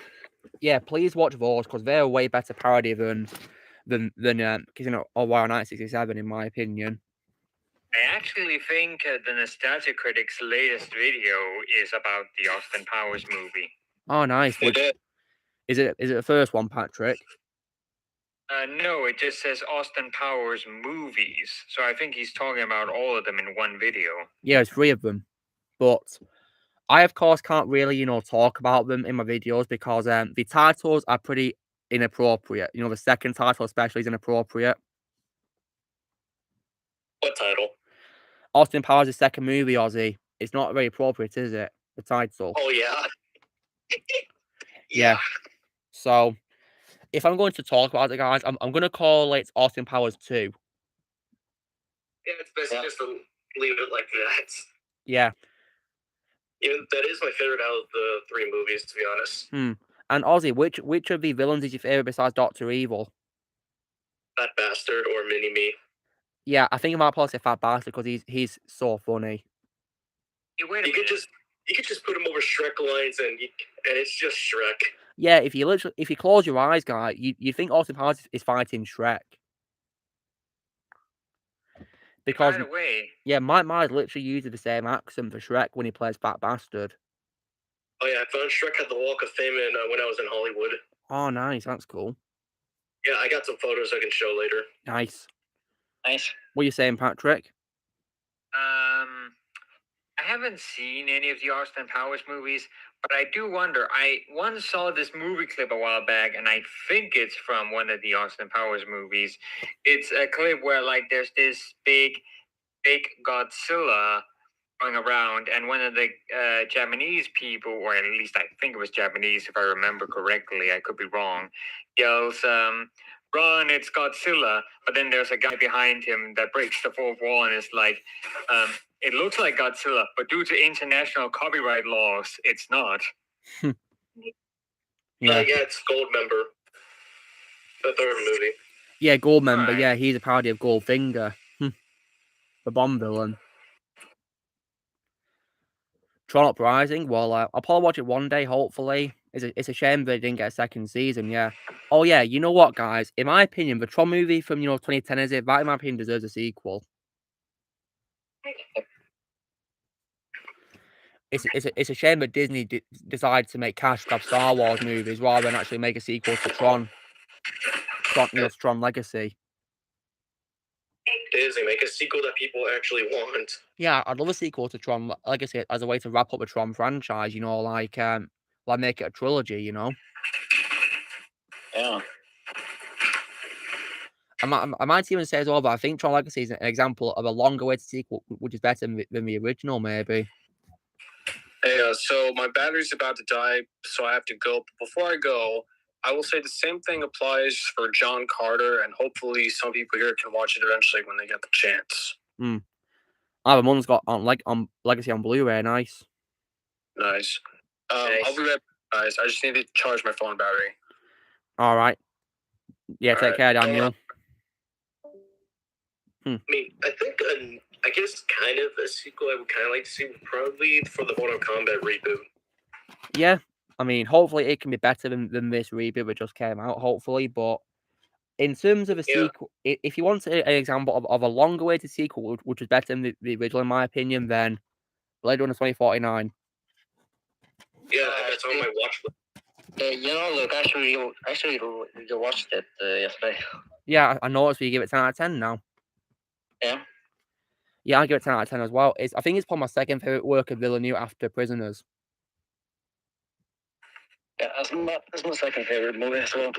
Yeah, I think my third favourite by him is probably Dune or Arrival. I don't know really. Arrival is my third favourite, while Dune's my fourth. Nice. Then I also rewatched Black Widow. Well, and how? Oh, has your opinion dropped now? Yeah, a little bit. Understandable. Yeah, what are you saying, Patrick? What are you curious about? Have you seen Arcane yet? No, I haven't. I'm planning on watching it. Oh, you two definitely should, because I'm still, I have seen the whole thing, and for me, it's definitely a 10 out of 10. Oh, nice. Well, I'll forward to it. For a fact, my cousin wants me to finish it. That's the thing. It only has one season so far with only 9 episodes, and yet it's good enough that I want to give it a 10 out of 10.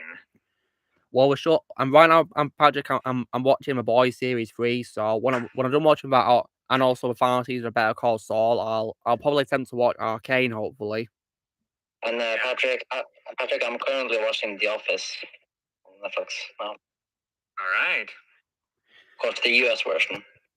Yeah. So Patrick, we do have commitments, Patrick. So yeah, I'll try and get around to it hopefully one day. Yeah, I definitely think it's a phenomenal show. Yeah, I believe you. Well, I'll attempt to watch it. I won't doubt you.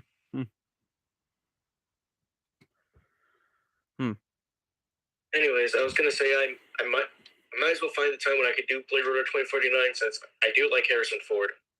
Yeah, Harrison Ford. Rick Decker's my third favorite role of Harrison Ford after Han Solo and Indiana Jones. I'll say they treat Harrison Ford way better in this movie than Force Awakens. Yeah, we do. That's way better. I like to hear. Yeah. That's something I like to hear. But anyways, Rick Decker is basically my second favorite role of Harrison Ford because, like I said, it's a tie with Indiana Jones and Han Solo. Yeah, of course. 2 equally great roles, yeah. Hey, Ted Bar, what's up? Yeah, Rick is my third favorite. Rolvis. Yeah, same for me, yeah. My fourth favourite Rolvis so far is probably Jack Ryan in Patriot Games. I mean, the other movie I saw him in besides Blade Runner, Star Wars, and Indiana Jones was Cowboys and Aliens. Oh, I heard that movie was bad, Ozzy. Oh, yeah, it was. Yeah, I don't remember the movie. I just remember Harrison Ford and Daniel Craig. Yeah, I didn't watch it because I heard it was bad. And I have seen Air Force One, and I do kind of feel that movie is like pretty much Die Hard on an airplane. Yeah, I heard that apparently it's responsible for that meme called "Get Off My Plane." Yeah. Isn't Gary Oldman in the movie as well? Gary Oldman. Yeah, he plays the villain. Yeah. Nice. Family Guy parodied that. Yeah. Backdoor, Willem Dafoe is my favorite of both. Is my favorite of both personas for Green Goblin. Whereas, and the same applies to Neil Ross because he's my favorite voice actor for the Green Goblin. Neil Ross all the way for both Norman and the Green Goblin. But Willem Dafoe is my number one favorite Green Goblin of all time. In my opinion, no one can live better than him. No one can follow Willem Dafoe, in my opinion. No one. Nobody can, because Willem Dafoe could still freak me out as Green Goblin.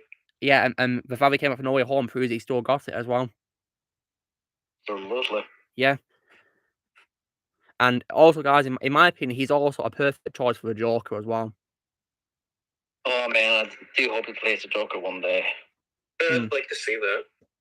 I think I'm gonna have to go now. I'm a bit busy, so. Well, it was nice to have you, Patrick, as our guest of honor, like the other guests. So yeah, it was nice to have you here. Yeah, I'll see you. All right, take care, Patrick. I know.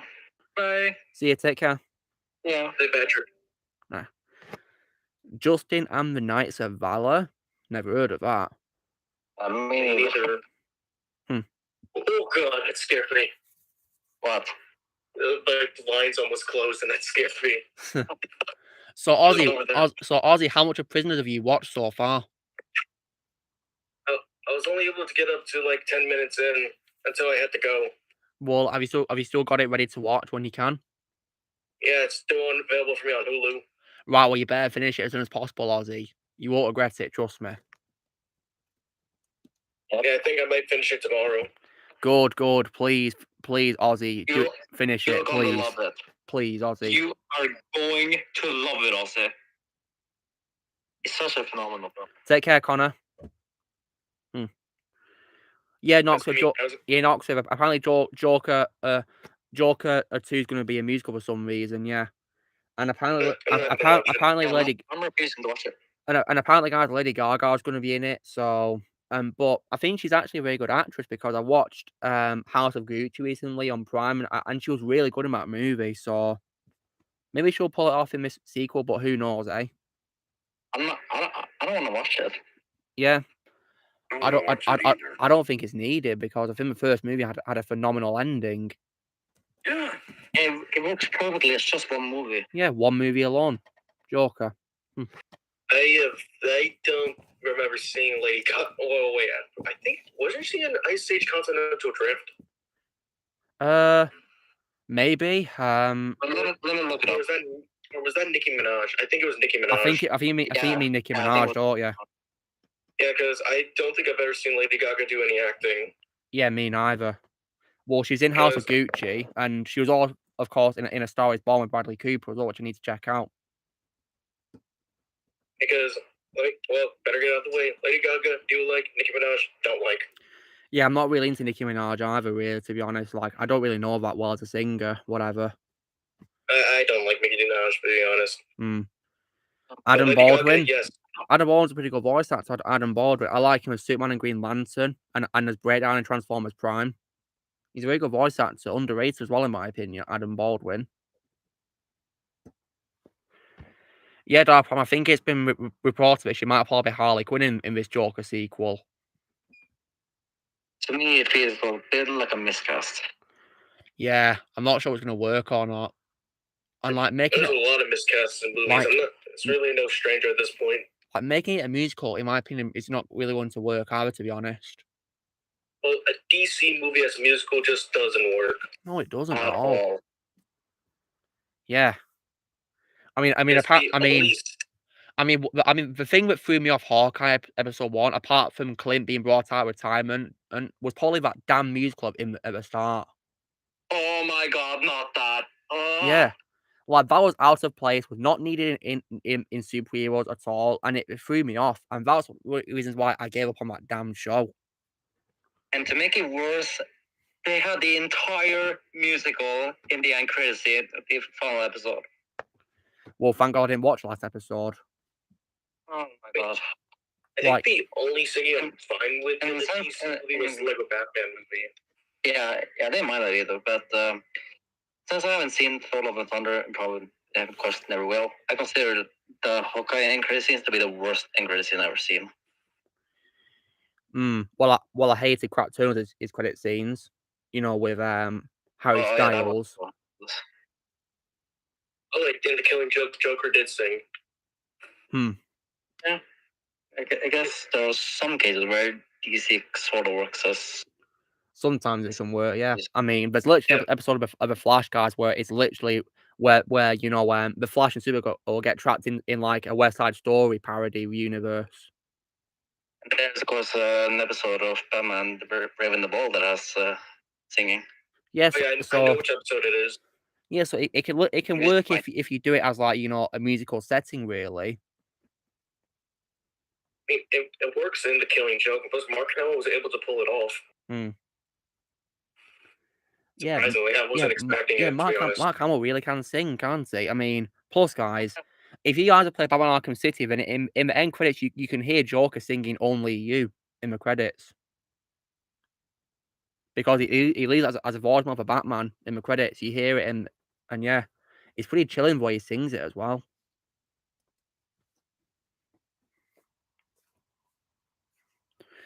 But yeah, as far as I'm concerned, guys, I don't think a sequel to Joker's going to work. I'm just not going to watch it. You know, when it comes out, I'm just going to rewatch the first one. And in my opinion, the only one. Yep. Like, I just don't think it's going to work. And if they're going to have Joker sing, please try getting Joaquin Phoenix some singing lessons and don't auto-tune his voice. Oh, yeah. And what could be worse is they sometimes even get singers to dub in the singing over the actor. And they could do that, but it would kind of just feel a little out of place. Yeah, it would. So they should teach Joaquin some singing lessons. I mean, did he sing in Brother Bear? No, there's no songs in Brother Bear. He didn't sing in Brother Bear. Well, that's a shame, isn't it? Yeah, so exactly. You don't think he'll have experience, has he? I don't think he's ever done any musicals. Joaquin can dance, though, that's for sure. Yeah, he can dance, of course, because of the stair scene. Oh yeah, I covered that with the Waltz to Death a while ago. Yeah, that was my first Batman movie, wasn't it, Ozzy? Which you rescored it to, wasn't it? Wait, what? The music you rescored it to was from the Keaton era, wasn't it? Oh yeah. Yeah, because you know, it's also cool how they also use that music in Arkham Asylum in the first like Batman game. Well, Danny Elfman's score for Batman is very iconic. Oh, I was just about to say that. Yeah, they used it in the 3 games, didn't they, of Batman, didn't they, for Lego? Yeah, that also explains why the Batman score by Danny Elfman's my favorite score he's done. Yeah, that's understandable. My first score he's done is his Spider-Man theme, of course, from Spider-Man 2 specifically. That's my second favorite score he's done for Spider-Man. I mean, would you say that's your favorite Spider-Man theme of all time? Definitely. And Ozzy, because your favorite movie of all time is E.T., would you say the theme of your favorite movie theme of all time? I'd say so. Well, yeah. Then again, I do love Star Wars a lot, though. Yeah. My favorite music from Star Wars is Battle of the Heroes. Oh, I love that theme. Yeah. Yeah, I love that. Oh, yeah, and another reason as well why I don't think prequels are bad is mainly because of the music. The music is phenomenal. Yeah, honestly, that's the main reason why I don't fully 100% hate the sequels. It's mostly because of the score by John Williams. Yeah, those are the best qualities about sequels. Yeah, about Darren Criss, yeah. The reason why he played music mice is because he's got the experience of singing because he was in a show called Glee. I've heard of that show. Yeah, I've heard of it, but I've not watched it, guys. I know that Lea Michelle's in it, from what I've heard, and of course, the people who play Flash and Supergirl in CW, I believe, they're both in Glee as well. So they've got the experience of singing, which is why they're in that music episode of The Flash. That's cool, Creature Cow, that they've been restored. Brilliant. A Scarecrow Solomon Grundy movie. That'd be cool. I'd cast Jackie O'Haley as Scarecrow. I think it would be perfect. Yeah.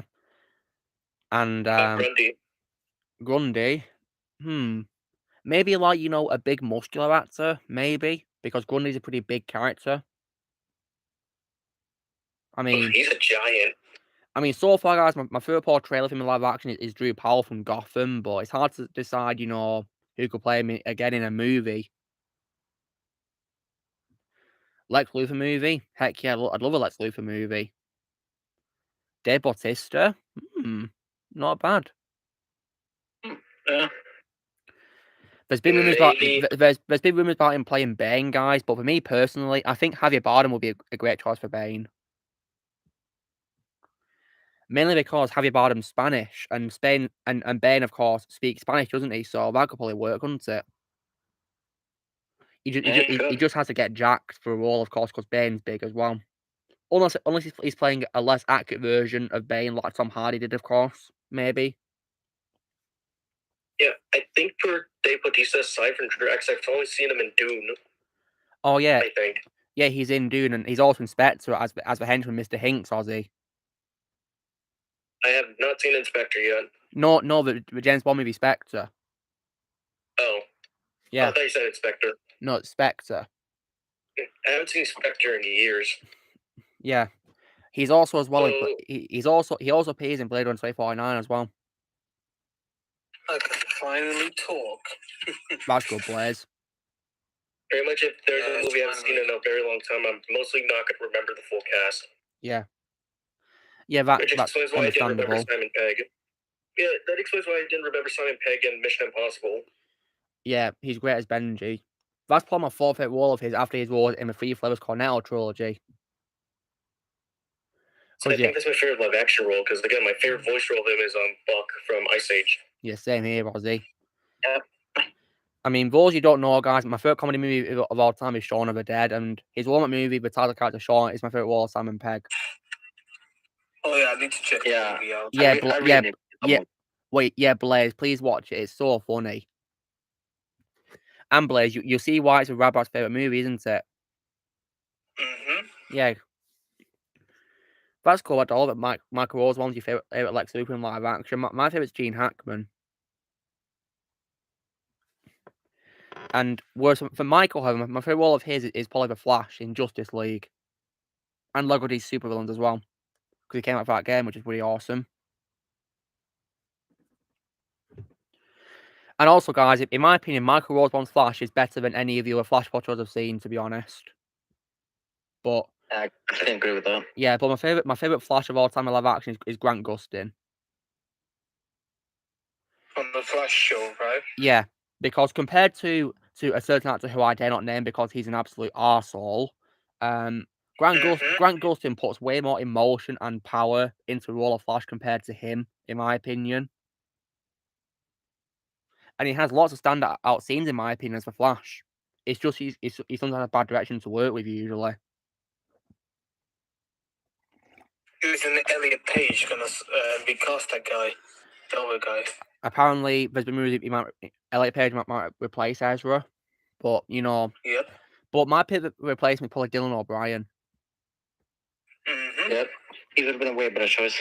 Yeah, already. I mean, Blaze, you did a deep fake of Dylan on Flash, and he already looks better, doesn't he? Yeah, I think so. He looks way better. You met Grant Michael. Wow, that's awesome. So, like, how did it go? Did you like did you meet at a convention or something? Yeah, how did it go? Tell us. Speaking of conventions, Comic-Con's in 2 weeks for me. Oh, nice. And apart from Charles Martinet, who you planning to meet, Ozzy? Nolan North. Anyone else? I gotta look at the guest list. And do you have to buy tickets to meet these people? I think you don't have to buy a ticket to meet them. Well, you have to buy a ticket to get in, but to meet them, you don't have to. Do you just line up and pay for like a photo or something like that? You don't have to pay for a photo. You can just go up and say hi to them. But I'm still gonna do it anyways. So you can literally go up and say hello, or do you have to like bring like a book or something for him to sign? You can go up there and just say hello. You don't have to bring anything. I wonder if Charles will remember you.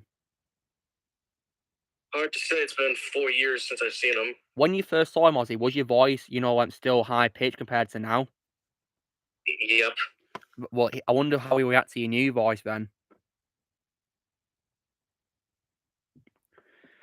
I mean, that'd be pretty cool, wouldn't it? Do you reckon he'll probably say the same catchphrase he said when he first saw you? Probably. Yeah, it's a me, Mario.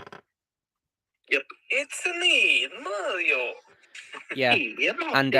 And Ozzy, would you say he's the nicest out of who you've met so far? Yeah, pretty much. That's cool. Oh, really, Michael? So the day you met Grant Gustin was at the same convention where those idiots were rude to Sebastian Stan and Anthony Mackie? Oh, God. Yeah, well done for leaving. No, do you remember that convention, Blaze, where Sebastian Stan and Anthony Mackie were being attacked by, fans in a convention with very rude questions? Really? There's like a video of it, yeah. And Tom Holland was also there too, yeah. Hey, I found someone. Who'd you find, Ozzy? Paul Bettany.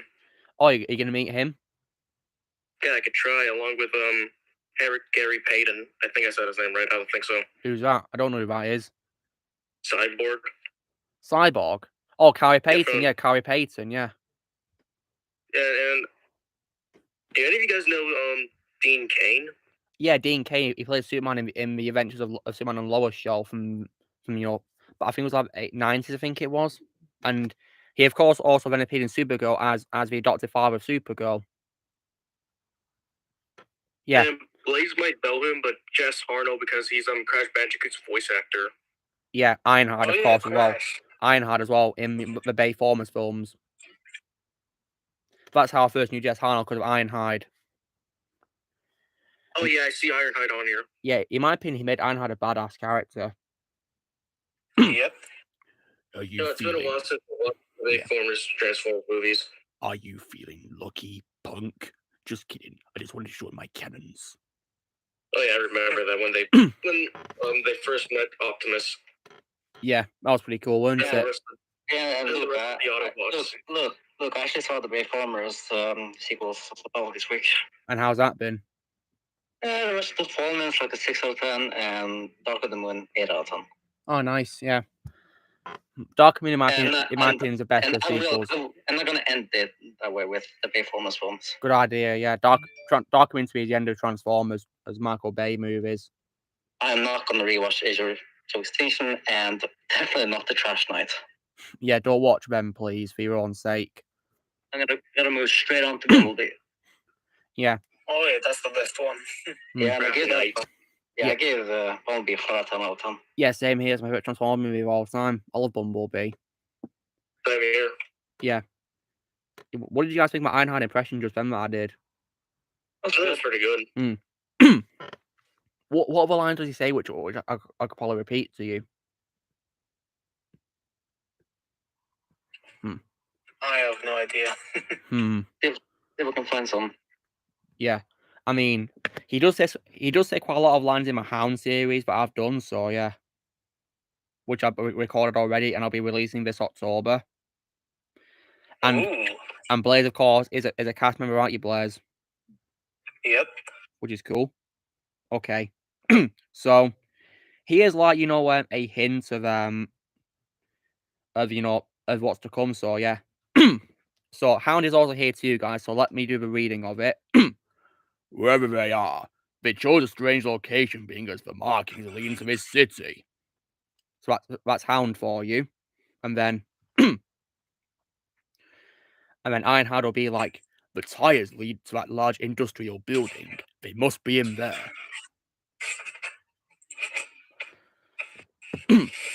Yeah. And do you also want to see like a bit where Hound is smoking and High goes mad at him? Yeah, sure. Go ahead. Here we go. So yeah. This is it. The last known location. Are you smoking, Hound? Yep. You want one? I'll give it a try. Raw! What is in this? It's a bullet. It's gonna smell like that. That is disgusting. I don't know how you could like this. That sounds like something Knuckles from the Sonic movie 2 would say. Yeah. Knuckles, I rewatched Sonic movie 2 recently. You rewatched it? Yeah. Oh, nice. I've got to get it when it comes out on Blu-ray. Wait, what? Sonic 2, Blaze. I've got to get it when it comes out on Blu-ray. Oh yeah, Sonic 2. I rewatched it yesterday. I'll see if there's like a 2-pack of the first movie as well with it. I think there should be. Found it at Walmart. Yeah. I only need to order the first one. That's had the sequel. Yeah. I already had the first. It's really cool that you guys have met lots of actors for. As I can see, Michael Eddington has met lots of them, yeah. And Ozzy, you plan to meet more as well, of course. Yep. Yeah. Let's talk Charles Martin remembers you despite your voice breaking, eh? Yep. Hopefully. Yeah. Because of my hair growth. Yeah. Shadow, have you met celebrities? No. Oh, Blaze, have you met celebrities? I haven't Peter Jesper, of course, on Twitter. I think just one, which is Peter Richley. I think that's how you call him. Is he a Czech actor?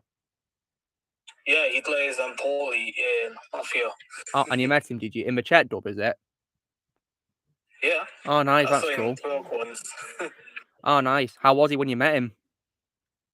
It was pretty cool. Nice, yeah. I've only met a few actors, guys. I've met Sir Patrick Stewart, I've met Ray Park, and I've met David Tennant. Those are only 3 I remember meeting, really. And did I tell you guys the story about meeting David Tennant and what he did for me as like a nice little bit of a present while I was on holiday? No. Well, are you guys whether he's the Doctor in Doctor Who, the 10th Doctor? Yeah, of course. Right. No. Okay. So I met him on a holiday in the Dominican Republic, guys. Right. And because I was very, very young, guys, I had no idea that he was David Tennant and not the Doctor. So when I met him, I kept calling him Doctor. Right. And just know what he did, guys. He literally played the Doctor for me. Played him in character. Extremely nice guy. Yeah. That's nice.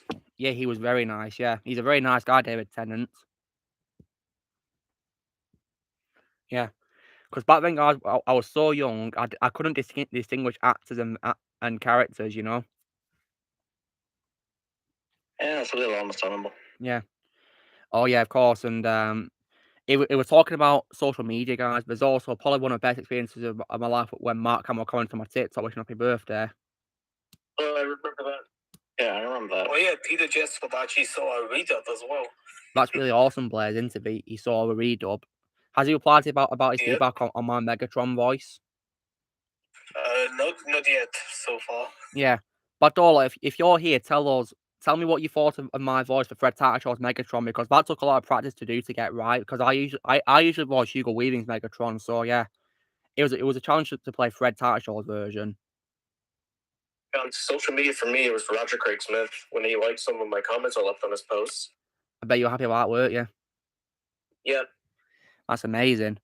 And I didn't bring these games with me when I go to Comic-Con, so Nolan North can sign and Charles Martinet can sign. Nice, yeah. Ooh, Uncharted. Yeah, Uncharted 4, yeah, I can see you there. Uncharted, actually. One day, guys, I've got to watch the cutscenes for a game that's like a movie. Is that what you did for The Last of Us? Actually. Wait, what? I'm hoping to play the game soon. What are you saying, Ozzy, about The Last of Us? Did you watch all the cutscenes of Last of Us to know the story? Yeah, back in 2013 when it came out, yeah. I watched it in 2013. It's a phenomenal game, one of the best games of all time, in my opinion. Oh yeah, actually was watching the Red Dead play though. Oh, nice, yeah. He's a good YouTuber, isn't he? Because when I had the PS3, like in 2013, the game was like 50 quid, I think. Oh, wow. Huh. I think it was new still. Whereas now it's very cheap, isn't it? Yeah. Yeah. And the remaster is cheap. Wow, it's amazing, that. And the funny thing is, I have Uncharted 1, 2, and 3 on PS3. That's cool. And then the remasters on PS4. Mm. And the fourth game as well. Mm. And Blaze, is it possible to play the all the Uncharted games on 8th generation console, PS4? Yeah. So I can play the first game on PS4? Yeah. The remaster has the 3 games. Nice, yeah, so... Yeah, the Nathan Drake collection is what it's called. The Nathan Drake collection, yeah. I'll see if I can get it, yeah. I have it as well, chap. Yeah, I have it as well. Nice. Wait, Blaze, do you have the Lost Legacy, which is the spin-off story? Oh, no, not yet. I need to get the one. I'm thinking about it, like, if it impacts on the main story. Got 10 minutes left, guys. Thank you, Bad Dollop, for your very nice feedback there. Thank you. It was hard to do because I've never really voiced Fred's Megatron before, so it was a bit of a challenge, but I did my best. Getting the roll call, though, was really difficult. I imagine, yeah, because there's lots of playing around in the players to do it with it, isn't there? Yeah, tons of modifications. And Blaze, have you decided what we're going to redub next on Legionary Studios? I am not sure, but I think it's going to be Transformers again. Yeah, which scene? Do you want to do Fall Cybertron scene again? Yeah, probably Fall Cybertron or War for Cybertron. Good choices. We better not do Rise of Darkstar because that game's bad, isn't it? Well, we can do that to make fun of the game if we want. We can probably make it better, can't we? Yeah, like we do with the Avengers game. Yeah, because I don't like the Avengers game, guys. It was fun to do a redubs to make it better. I mean, Bernard was really good as MODOK. Yeah, he was very good as MODOK. Yeah, better than the original voice, in my opinion. And the redubs are definitely better than the game. Yeah, because the game, in my opinion, is extremely boring. And thank God I never played it. Yeah, please don't play it. I have the game, I just never played it. Let me show you. I sold it a few months ago. Yeah, instead I just played the Lego Avengers game. Yeah, that's the true Avengers game to me. I just got the game for free on Xbox. Family didn't waste your money, did you, Ozzy? Well, I didn't waste my money, but I wasted my time. Yeah. Oh God, voice crack. When it comes to wasting things, guys, I think it's better to waste time than waste money, because money is something that you can lose forever, whereas time, you've got time in the world, really, haven't you? Hey, this is one game I plan to get again. You see? Dishonored 2. Yeah, I found that in my store in the clearance section. That's another game I need to replay. Is that game good, Blaze? Mad Max? Yeah, it's like Arkham City combat-wise. Is that based on the movie? Yeah. I might get it one day, because isn't it open world in it like a desert, Blaze? Yeah. Well, I might probably get it then, because I love Mad Max Fury Road. And that in my opinion is the best. Oh, Far Cry 6, love that game. My favorite game from last year, actually. It's actually the full version as well. Yeah, that character there, Anton Costello is my favorite voice for Giancarlo Esposito. This is one game I plan to get. You see? Oh yeah, the second Batman Telltale game, yeah. Yeah. Why do we have Arkham City Arkham Knight here? Let's see. Yeah, no, so Guardians of the Galaxy was a great game. Better than crap Avengers, in my opinion. Way better. Oh yeah, I have to get Guardians again for my PlayStation. I think my biggest complaint about crap Avengers, besides I think the worst thing about crap Avengers, besides the awful gameplay and boring stories, is probably how it ruined Spider-Man. Oh, I hated that so much. Yeah, when Fortnite honestly does it better, then you know you have done a bad job. Exactly. Hey, look, would you get this? Oh, is that a skin for Arkham Knight? Yeah. Yes, the Dark Knight suit. Sure, yeah, I'd get it. I think I already have that suit. Yeah, I still have Arkham Knight on Xbox One, guys. Yeah, I still have the Xbox One version of Arkham Knight. I haven't played it in a while. Black Eagle, I'm not interested in Power Rangers. Oh, Lucky Nerd's joined us. What's up, Lucky Nerd? Oh, Lucky. Welcome. I stopped watching Power Rangers. I was never interested in it at all. And I heard the last time I watched it. I heard that apparently it had a movie. Last time I watched. Yeah, when did you last watch it, Blaze? I think the last time I watched it was when Operation Overdrive was the thing. I heard that apparently there was a movie from 2017 which heard had negative reviews. Yeah, I actually saw that movie. And how was it in your opinion, Shadow? Mediocre. Would you say that the best thing about the movie was Bryan Cranston? Yeah. Because I believe he's in it as doesn't he reprise his role as a character from other things before? No, totally sure. I mean, the main reason why I stopped watching Power Rangers is mostly because, well, I'm not a little kid anymore. Yeah, understandable. I mean, there's some things I've grown out of due to getting older. For example, Thomas the Tank Engine. I mean, but to be honest, guys, the reason why I started watching Thomas was because of Michael Angelis leaving as the narrator. To be honest. For me, it's mostly because of how they went to animation. Yeah, I hated that change too, but I kept watching the show for the sake of hearing Michael Angelis' narration, but the things that bugged me was how the engines all got voice actors. That didn't work for me, really, to be honest. I preferred it when Michael Angelis did all the voices himself, because that was great talent that he did. Yeah, when I watch Thomas, most of the time I prefer the United Kingdom version. Only very few times I like the United States version. My favourite voice for the American dub Aussie is George Carlin. Rest in peace. Like, I prefer the United States version of when James got stung by a bee. Yeah, that's understandable, yeah. Because when he did the scream, it was really funny. Yeah, I feel like in Michael Angelis' first UK dub of Thomas in Series 3, he didn't sound that good in my opinion, but I think he got better in Series 5 because Series 5 is my favourite season of Thomas of all time. And Ozzy, have you got a favourite season of Thomas? It's hard to say. Yeah, because my favourite is Series 5. That's what I grew up with. I know I like the first 6 seasons. I hated Series 6 because I feel it was a big change compared to Series 5. Oh, last time which Thomas was still... And plus, Ozzy, have you seen the movie called Thomas and Magic Railroad? Oh yeah, I've seen that movie years ago. Yeah, like I used to like when I was a little kid, guys, but now I hate it. Nowadays, it's basically the Transformers before the Transformers because it's mostly about the human characters. And Ozzy, do you know how much screen time Thomas has in a movie, Thomas?